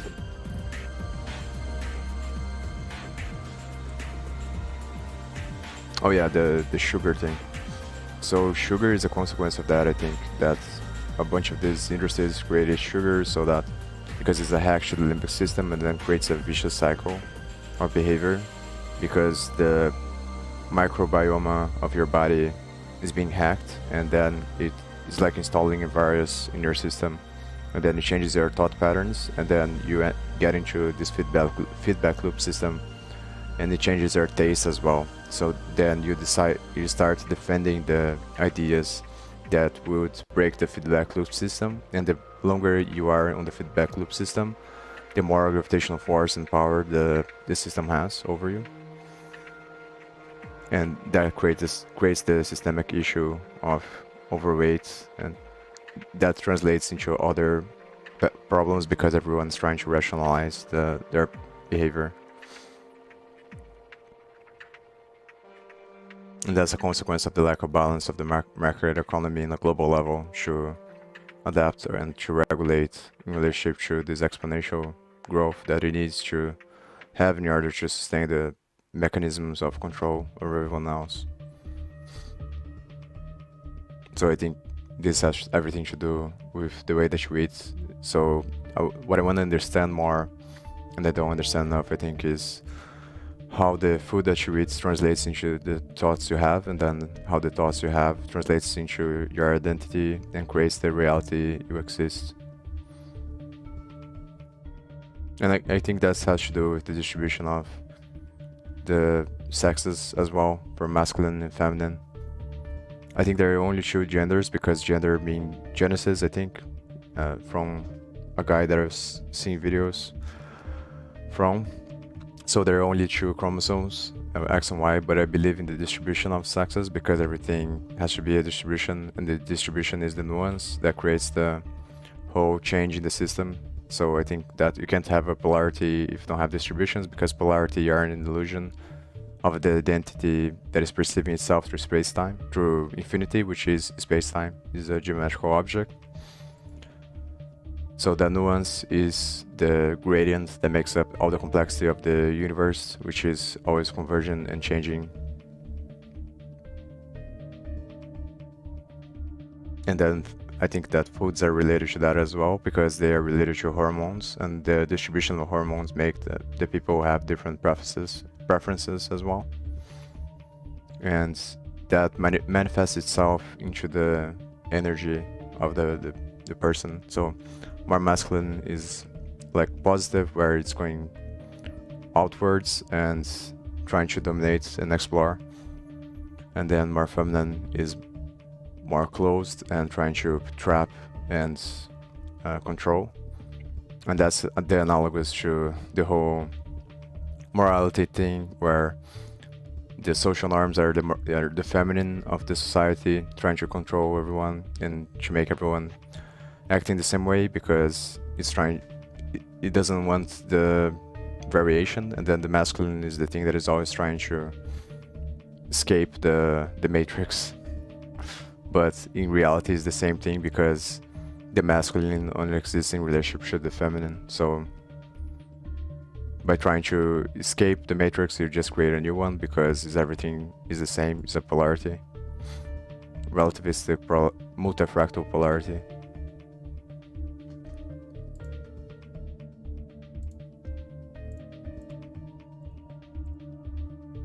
So I think understanding this feedback loop system is probably essential to creating a better system for everyone, because it is what creates everything.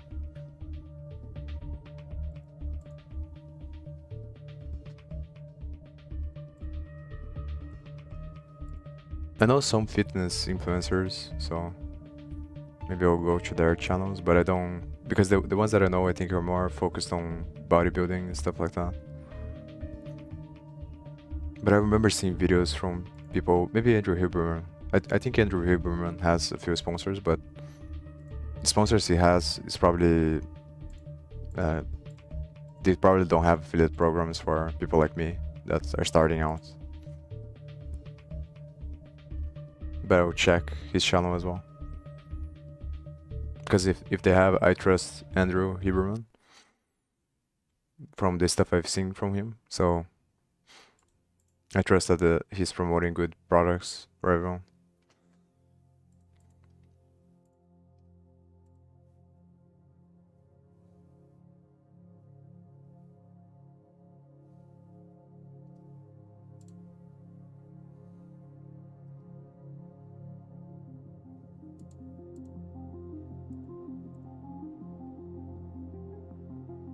Sin.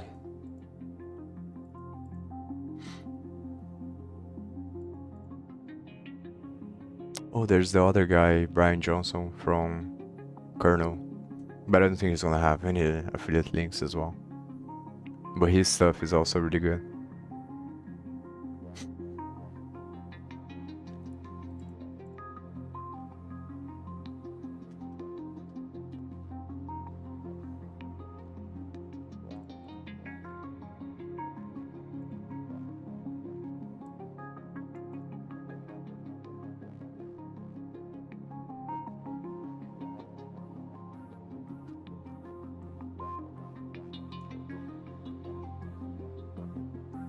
And these videos might be good.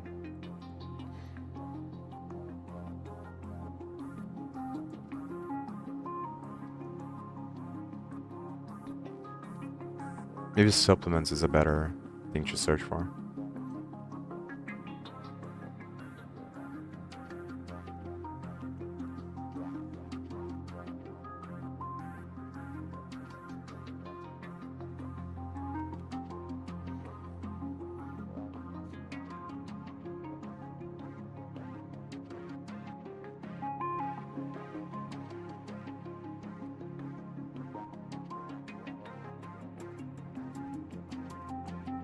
But again, you do have to be very careful because I know that omega-3 is very good, so I'm probably gonna do that one from Amazon. We'll figure out. Also, probably omega-3, creatine, and whey protein. I know those are the best ones for health, so I'm probably gonna do those ones. And I already used all of them at some point. Omega-3 I'm still using. It's the thing that I just drank there right now.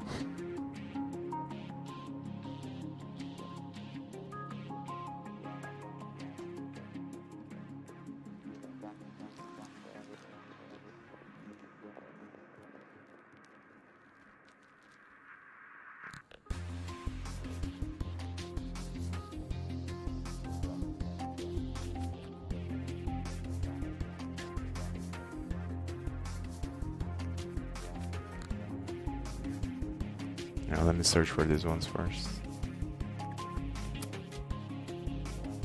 No links. Nobody's talking.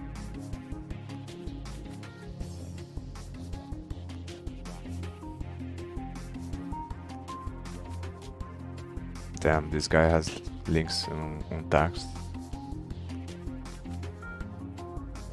I think that this is the one that Andrew Huberman does, athletic rings.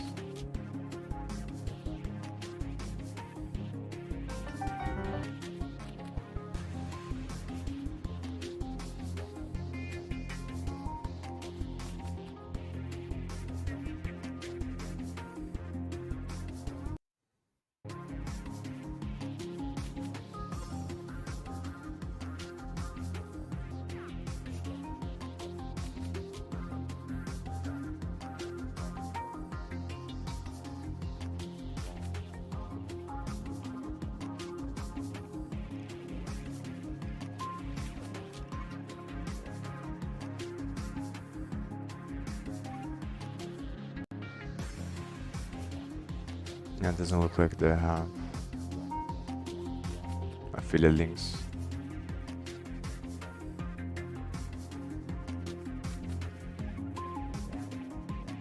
Yeah, Andrew. But I also think they don't have affiliate programs. Probably have to be a very big influencer. Or YouTuber or whatever.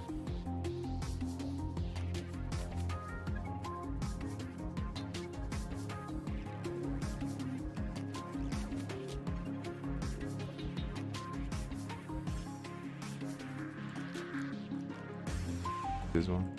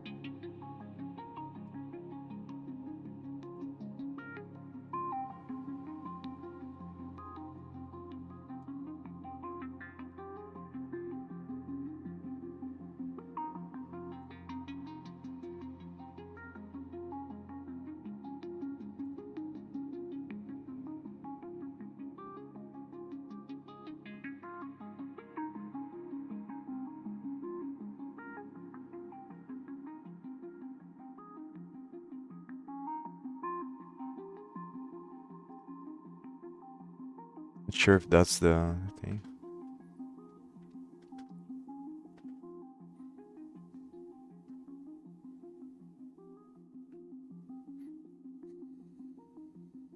Yeah, I think I will look into this. I'm gonna put it as Andrew Hibberon. I think what I'm gonna do after I finish this one and the other one that I have left is to create another spreadsheet and then manually look for the ones that I'm thinking about, which is the ones that I'm probably gonna do in the beginning. And then I'm gonna put just the link of the product, the title, and the name of the category, and then download the images.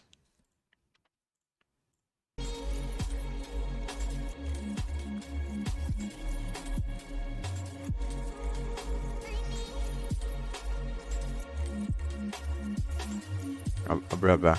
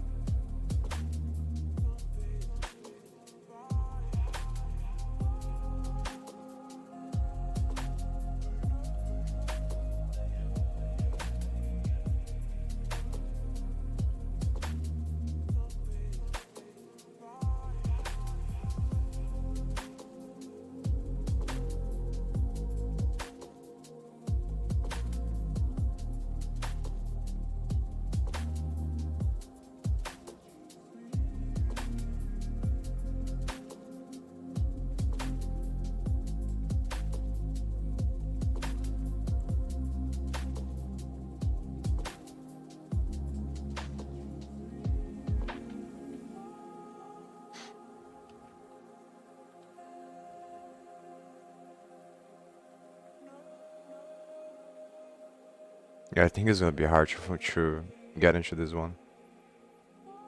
But I'm gonna try it anyway.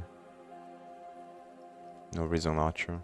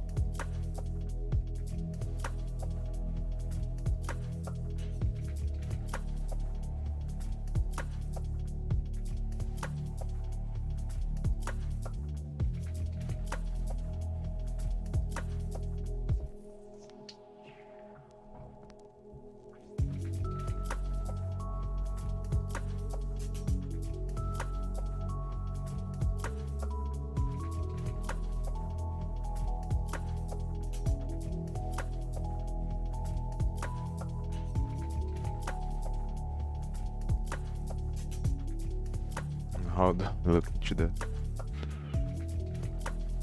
footer of the thing.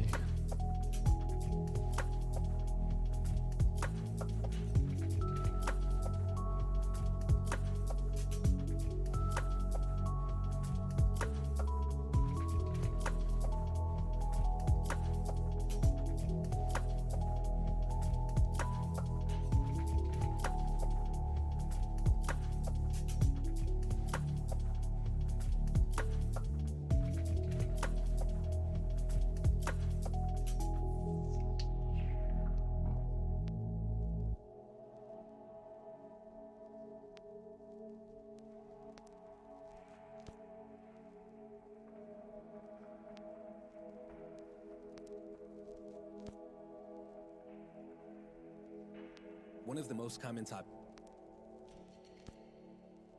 Do you wanna watch these videos?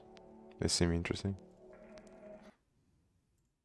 I get asked to speak about is studying. So I decided to do a deep dive and look for some unique strategies to share with you today. These are studying tips that you probably haven't heard of. Some of them are going to sound strange, but I think it's worth a shot to try these out and see if they work for you. A lot of this information is repackaged from Andrew Huberman's work. I went through roughly 8 hours of his content to source these tips, all of which I will link to in the description box below. With that being said, let's jump right in. The first tip is to use certain sounds to increase your focus and learning. A study was conducted in 2020 where they took groups of people and showed them dozens of letters of the alphabet extremely quickly. One of these letters was colored red. Afterwards, they were asked what the red letter was and also if they saw another letter which was colored black. You can imagine that this exercise is quite hard unless you're extremely focused on what's happening in front of you. While performing these exercises, the participants were subjected to 40 Hz binaural beats, 16 Hz binaural beats, and also no binaural beats, aka the room was silent. The researchers found that the group who performed the exercise while listening to the 40 Hz performed much better than the other two groups, which suggests that 40 Hz binaural beats improves our ability to focus and learn. Huberman recommends using 40 Hz either 5 minutes before a study session or even during it to help you focus. There are also studies on other types of sounds such as white and pink noise, both of which have been shown to help you focus and even improving your sleep. I suggest you try each of these types of sounds out. You can find free apps and YouTube videos of such sounds and see if any works for you. Now, before we move on to the next tip, I'd like to thank Philo, who are the sponsors of today's video. Philo is the world's first live instant tutoring platform. Their application connects students to a tutor live for a one-on-one learning session within 60 seconds. These tutors are available 24/7 and all of them are highly qualified with experts in just about every subject you can think of, including math, the sciences, English, and even programming. And because the sessions are all one-on-one, they can give you a customizable experience to suit your needs. They can help you with homework, revise essays, review your notes, and even exam preparation. They can help you with SATs, ACTs, and many of the other popular exams around the world. You can make your learning effective by jumping on a quick session with a tutor and having them help you out with whatever problem you are stuck on. So download Philo today by clicking on the link in the description box down below. Now back to the topic at hand. The second tip is called overt visual focus. This is something that is useful for those of you that struggle with getting into the flow of studying. If you're easily distracted in the first few minutes of a study session, this is definitely something you should try out. All you have to do is stare at something for 30 seconds. It could be a dot on the wall, a water bottle on your desk, your plant across the room. It doesn't really matter what it is as long as you are maintaining your focus on that specific spot. And if you're wondering, yes, you are allowed to blink. Now the reason this works is because over 50% of our brain plays a role in processing visual information. So when you purposely direct the focus of your vision onto a single point for an extended period of time, a bunch of mechanisms behind the scene in your brain start to activate. This simple little 30-second exercise will mentally prepare yourself for the study session. It makes it easier for you to focus for a longer period of time. It's almost like revving up the engine of a car before you start a race. The trick gets your body and mind ready for the session. Doing this for just 30 seconds a day will also improve your ability to focus over time, and you can even combine it with the tip from before by listening to 40 Hz binaural beats while staring at something before you start studying. And finally, the last tip we're going to go over today is in regards to improving your memory so that you actually remember what you study. Now, memories are formed through the strengthening of certain neural pathways in our brain, and there's basically two ways to go about doing this. The first is through repetition. The more times a certain neural pathway is activated, the stronger the connection becomes. The second way is through intensity. Studies have found a direct correlation between adrenaline and the formation of memories. This may sound surprising, as adrenaline is most commonly known as something that is released when we're stressed or shocked, but this actually makes a lot of sense. Some of the clearest memories that we have from our past are from traumatic moments, times where we said something embarrassing, witnessed something horrific, or got into a fight. Moments like these release adrenaline, and it turns out that when adrenaline is released, the neurons in our brain fire intensely, making it into a lasting memory. That's why soldiers who come back from war often suffer from PTSD. They have extremely vivid memories of the horrific things they saw on the battlefield, and they can't erase those images no matter how hard they try. Now, how do we take advantage of this in a healthy way? Well, the key, according to studies, is to spike adrenaline right after you learn. And we don't have to put ourselves in life-threatening situations to do this. You can actually pump your adrenaline by jumping in a cold shower or doing something that scares you, such as approaching a random stranger and starting a conversation right after a study session. And if you're someone who likes to drink coffee, it turns out that caffeine also releases some adrenaline. So the actual best time to drink coffee would be towards the middle or end of a study session as compared to before. I hope this video is helpful. Try out some of the 3 strategies that we've gone over today and let me know if any of them ended up helping you out. Besides that, guys, stay tuned.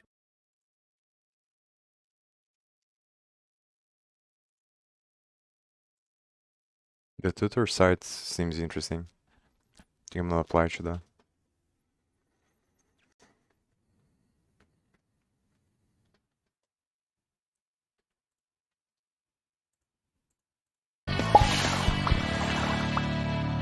Hey everyone, and welcome to TopThink. Today we're going to learn about 7 simple habits that'll make you smarter. Now, let's begin. Number 1, doing nothing. Do you set aside time to do nothing? You may have a long list of responsibilities on your plate. You spend hours every day working, running errands, keeping up with your hobbies. You want to develop productive habits to increase your work ethic and use your time wisely. You do all these things to improve yourself. But what if I told you one of the best ways to increase your intelligence is to do nothing at all? When you're running around all day, every day, you rarely get a minute to yourself. When you're finally alone, you're so exhausted that you feel like turning off your brain. So you watch TV, you play games, and you enjoy popular time wasters because you want to give your brain a break from the chaos of your daily life. But you don't have to waste your time to relax your brain. You can unwind after a long day while simultaneously boosting your brain power. All you have to do is sit down, tune out the world, and think.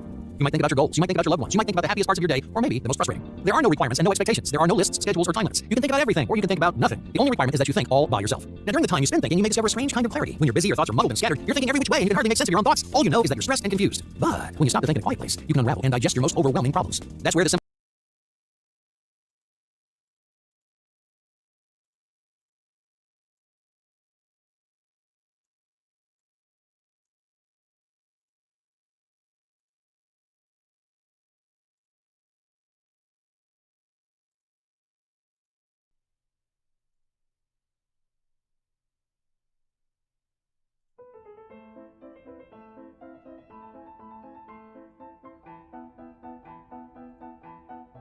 I'm Dr. Douglas.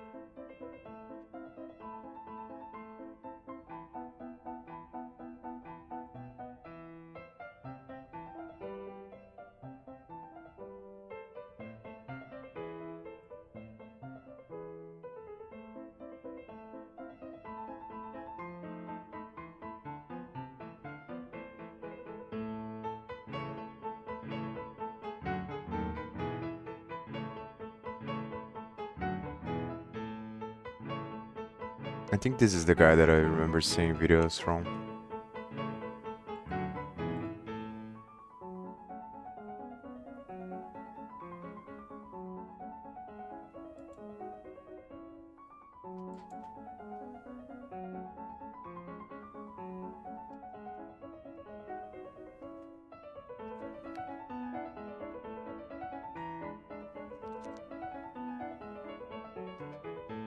This also looks interesting.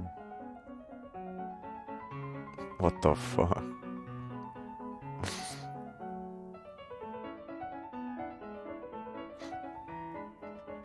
This is...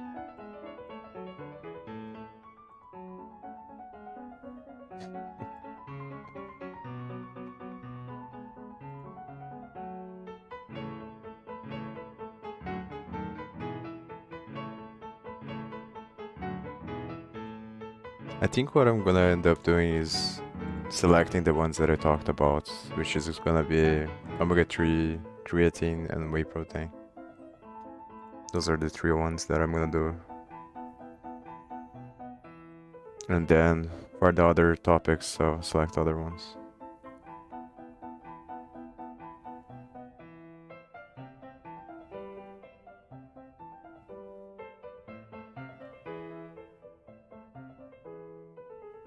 Because I wanted to do this now because of the pictures, but I think there isn't. I think that just picking the ones that I'm thinking about is probably the best idea. Because if I'm gonna do more affiliate programs in the future, it's gonna be probably not related to products.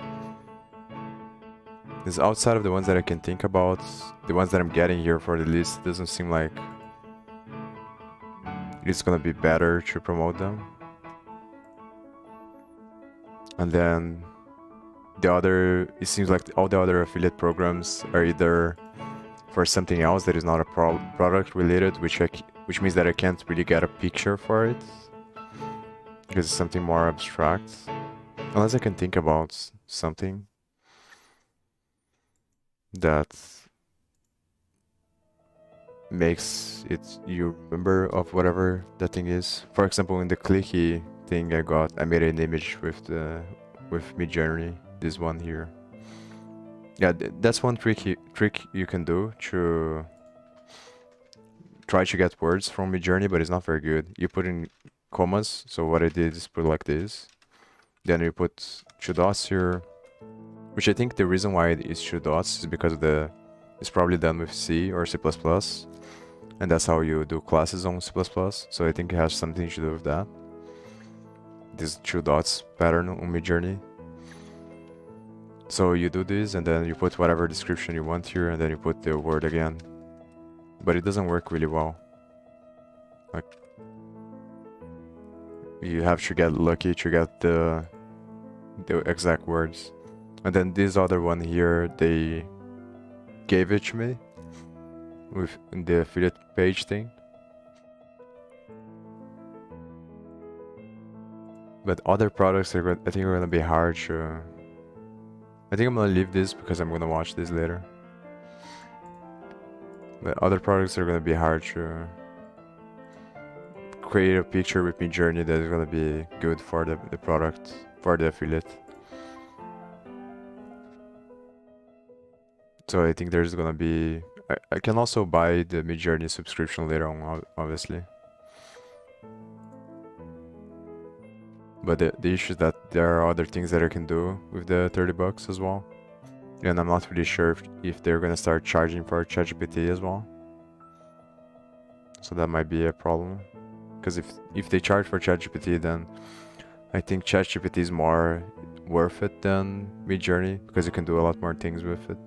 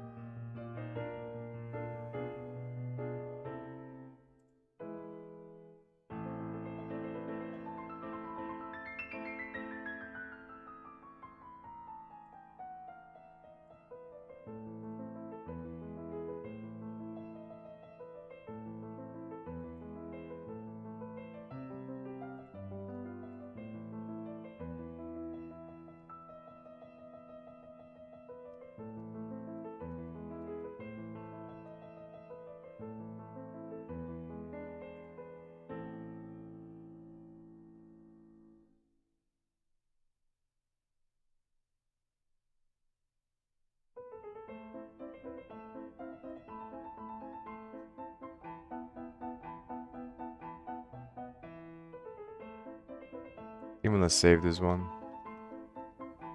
for later.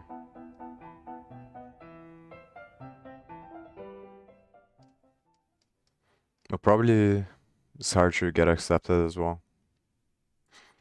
But no reason not to put here, I think.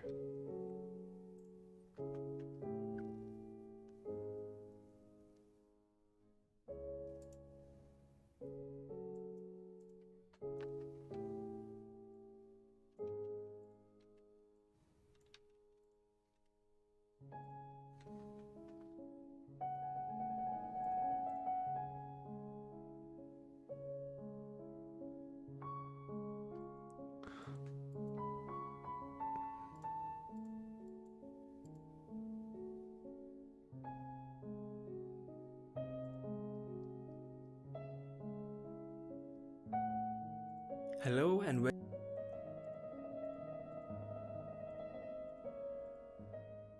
Yeah, the other ones, it doesn't seem like the other ones that are not Amazon related. Doesn't seem like I'm gonna be able to use Midjourney to create pictures. So I'm probably gonna pick the ones that I have in my mind for creating the pictures. Yeah, Omega 3. It's pretty good. There are some differences as well, which I don't know really well, about the concentration. But it doesn't matter too much. It's only gonna vary the price, obviously, and how much you take. So I think I'll get one in the middle, probably.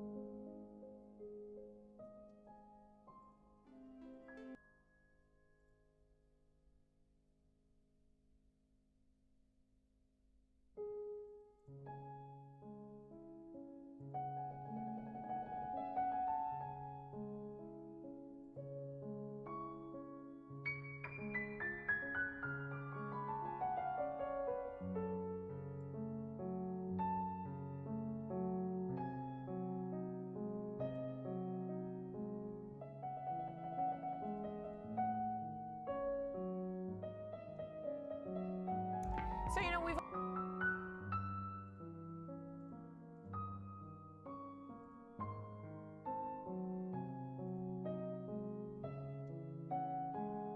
Hey, it's Justin from...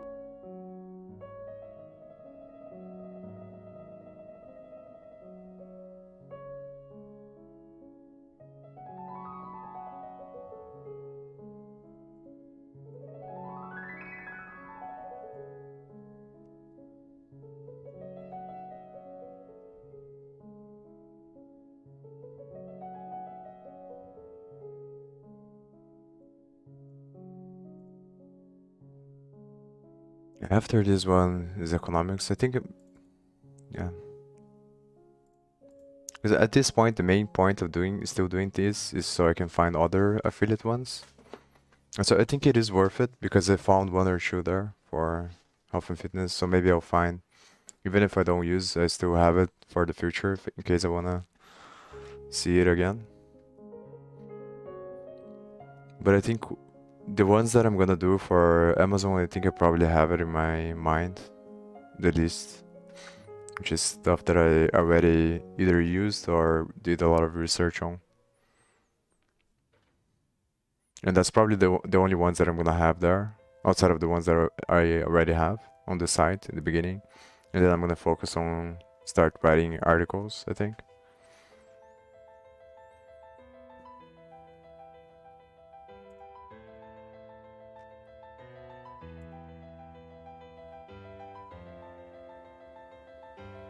I don't know why, but I didn't think about the ones that I like, Omega 3 and that kind of stuff in the beginning. I guess it's because I didn't know like all the other. I thought there would be more affiliate links that are not related to Amazon, to other products that are outside of the Amazon. But it seems like most of them is Amazon.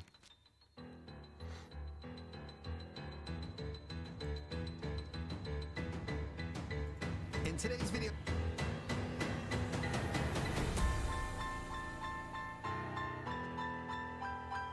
I have analyzed.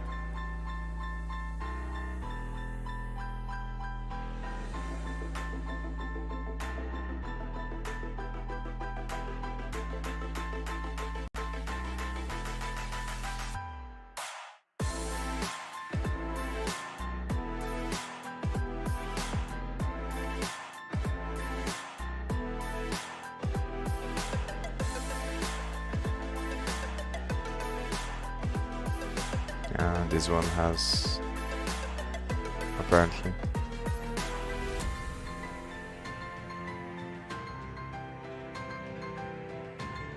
It's also good to have because maybe in the future, if I have more followers, I can try again on some of them that I got rejected now.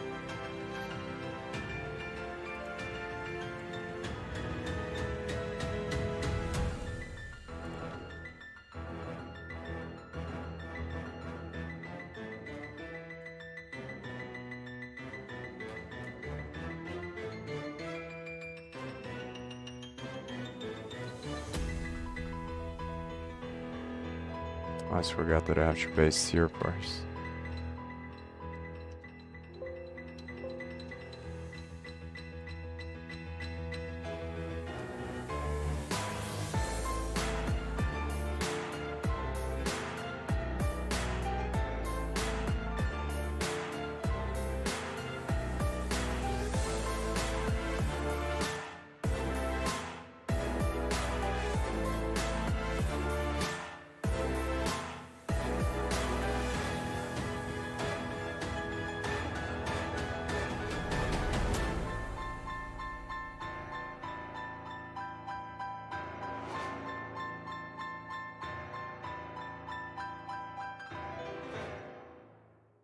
They have a blog as well.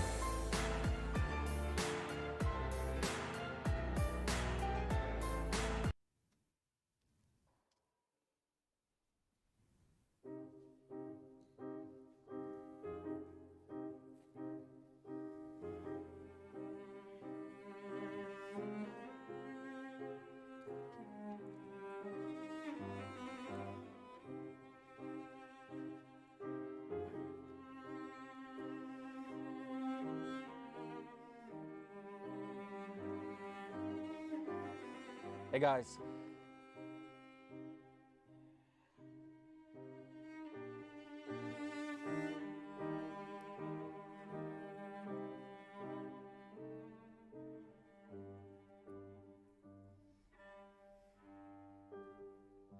Yeah, for the links as well.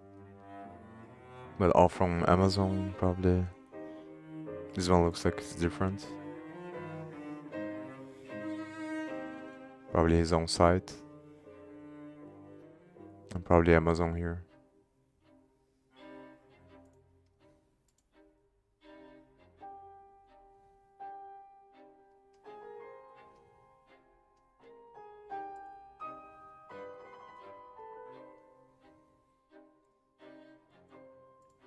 I think I'm gonna watch this video and then I'm gonna start the economics one.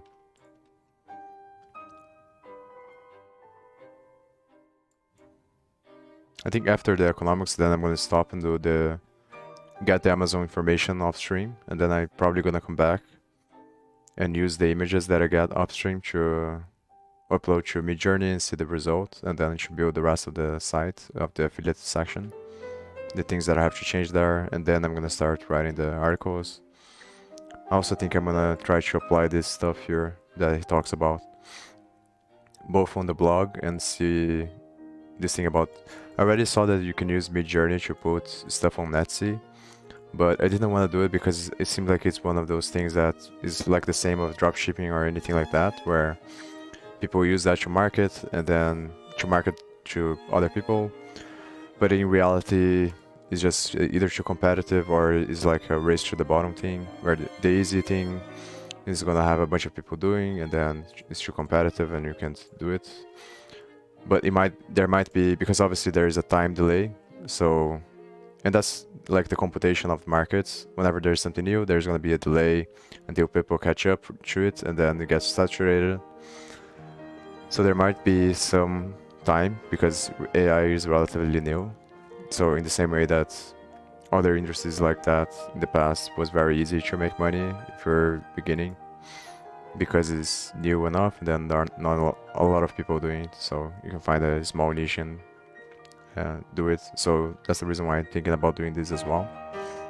And then if it fails, I can use the merge. Not if it fails, but I'm gonna do both things at the same time, I think, where I use the merge to my own blog, and I also try to sell it on Etsy. But then obviously the niche is gonna be different, I think, because or either Etsy or another print-on-demand website or platform like this. The only difference is gonna be the niche and the images that I do.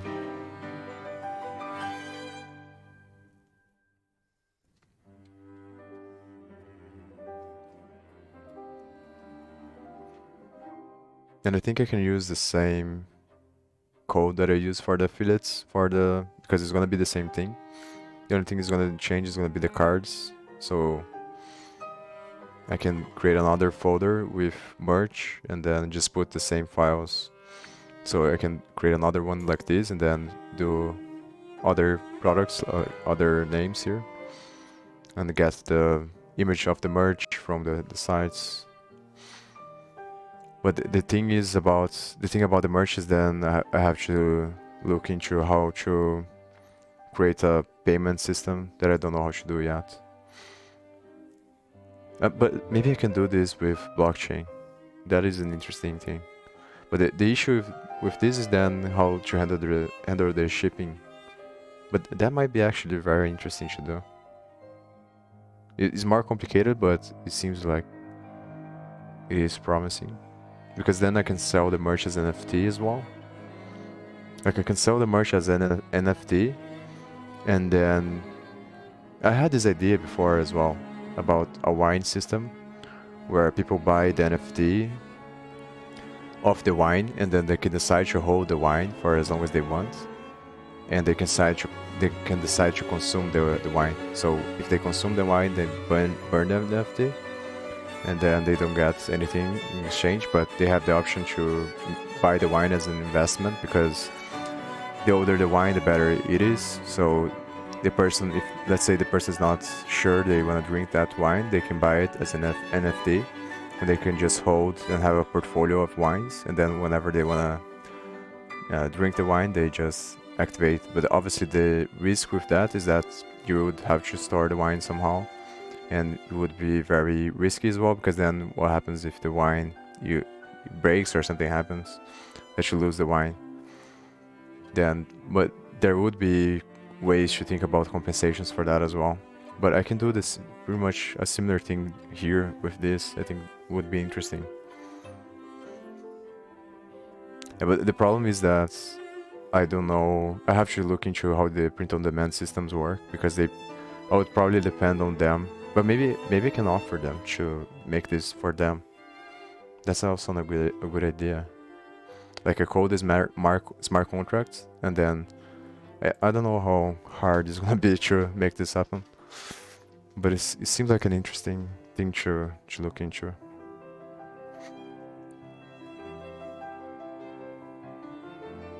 I think that's one of the main things that are valuable with blockchain now.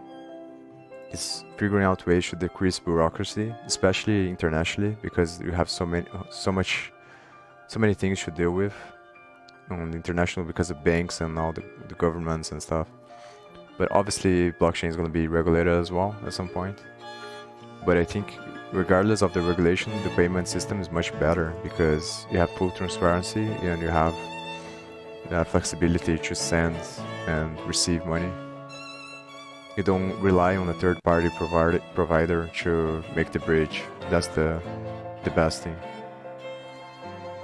about it. And so I'm gonna watch this video here.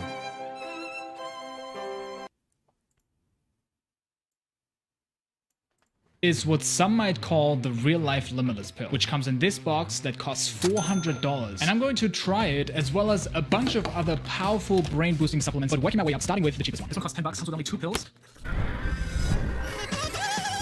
Affiliate. On a good day, I get about 4 hours of really deep, focused, concentrated work done. If this stuff could stretch it to 5, 6, maybe 7 hours, that would change everything. These brain-boosting pills, also called nootropics or smart drugs, are kind of like potions in a video game. They give you a short buff that can increase your concentration, memory, and overall immortality. And a lot of top performers in the world are using it to their advantage. And is that the secret? Why they accomplish so much? Right, got a couple of hours of work done. I feel a little bit of a buzz. I want to work out. I think I could take a second. This was a mistake, because as it said on the packaging, this amino acid-rich liquid is the source of the adult hormone strength, endurance, and seemingly balanced energy. I definitely feel it now. I feel like I do know the best in squad. Your eyes are bugging. I think it's a caffeine. I'm gonna take caffeine. I hope it's gonna wear off soon. I've been working until just now. I think this gave me a good caffeine boost. So this cheap one has already had these effects. What is the $400 one gonna be like? But apart from that, what are the real secrets of the world's most productive people who get insane amounts done? I spent countless hours studying them, and there are 3 things I found that they all have in common, and they might surprise you. But first, it was time to try the second one, which is called Alpha Brain. Oh, Alpha Brain. So this is supposed to help with focus, memory, and I'm taking it with. I think this is from Joe Rogan. It's from on it. There's Remember? Joe Rogan speaks itself. Supposedly it takes it before every episode because it helps him form sentences. We're in like this wave of like. If it helps with memory and focus, I'll put this bring back any suppressed. Oh no. I put some planning right to do for the next video. Let's see. Woo! I feel this one. A slight buzz, like my senses are heightened. I'm just able to focus a little bit more. How you doing? No, super amazing effects. Very Rogan. So what are the real secrets? The first thing I learned from the most productive people was a game changer for me. In my first business, I decided to sell in all European countries. I like it. You got stop. I don't know, I can watch this. So what terms can I search for economics? I think this is a hard one as well. Maybe I should ask ChatGPT actually. What's terms to search for?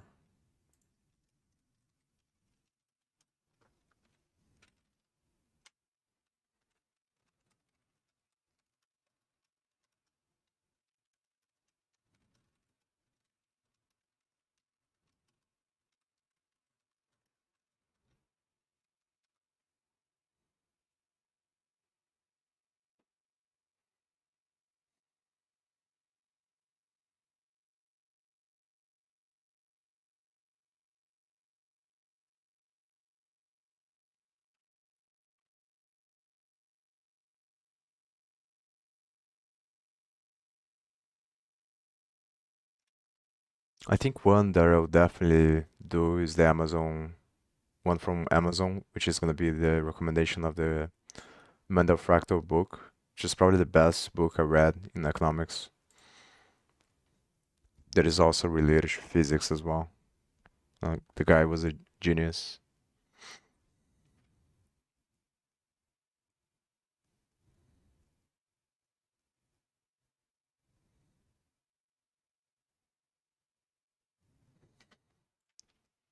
What's terms to use to find YouTubers?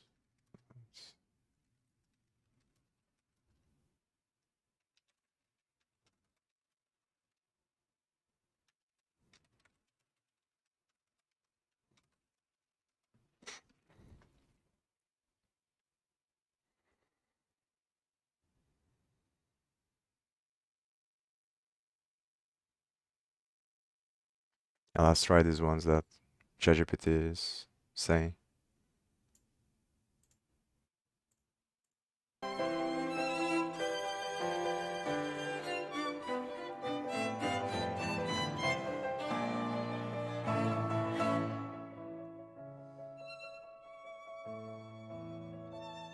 Oh, I think Ray Dalio also. And so probably these are the ones that I think are good books to recommend. One's Mandelbrot, The Fractal Nature of Markets, and the other one is from Ray Dalio, I think is Principles. And I think he also has one for economics.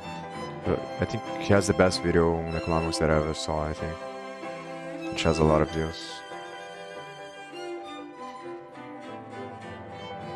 This is very... this one. Oh, this is the second one. There's another one. Extremely good video. This one. How the So I'll probably do his book and the Mandelbrot Fractal.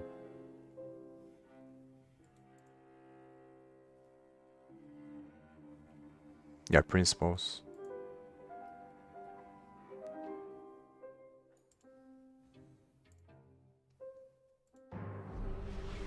the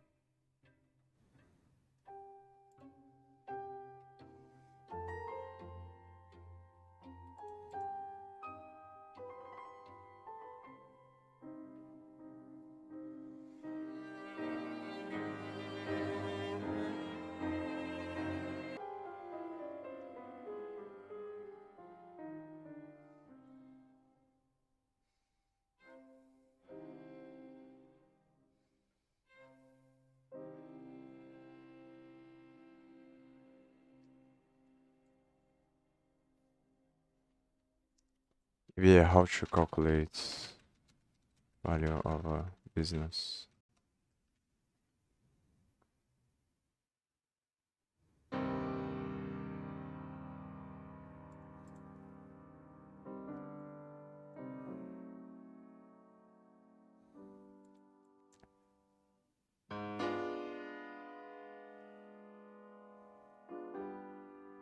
And there's so much stuff to study about economics as well.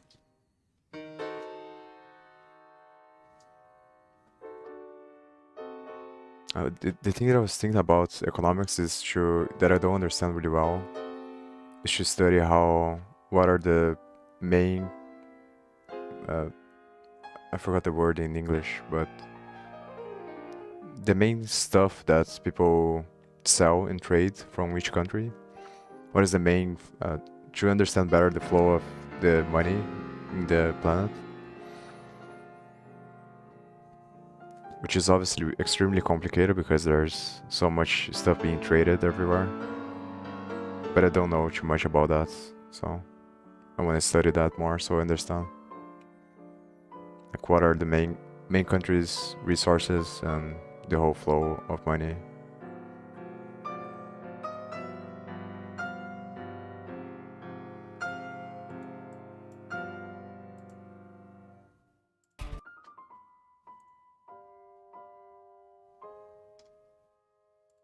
How to value a Warren Buffett's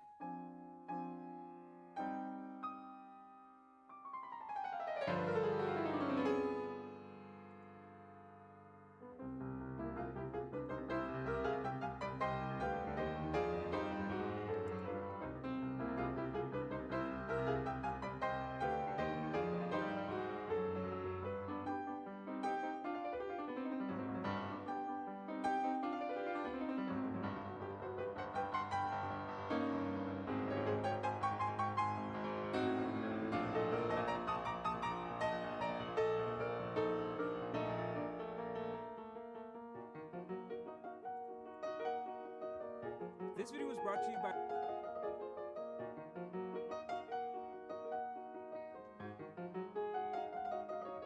I think after these ones I'm gonna stop. Because I think now is just a waste of time to look more into it. So I think I already know the ones that I'm gonna select for each category. I also don't want to put too many choices because there's the paradox of choice where if you give people too many choices, then it becomes harder for them to decide. That's one of the reasons why I want to put the filter there in the affiliates page as well, so that people have less choices to make.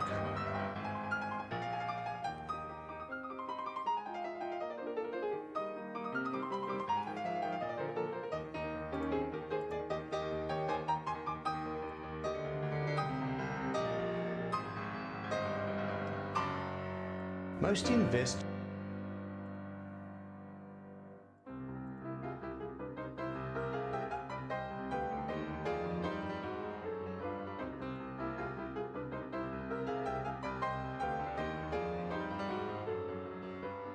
and the ones that I'm gonna do is gonna be the Ray Dalio principles and the fractal one. I'm gonna find the books on Amazon and then get the link. So what I'm gonna do off stream is to build the spreadsheets. I'm gonna do here, I think, with the products that I select from all of these sections here. And I don't think I'm gonna. Maybe I'll try to sign up for the other affiliates that I gather now. But I think I'm not gonna do that because that's gonna require research as well, and I don't wanna waste any more time. I wanna start writing the articles.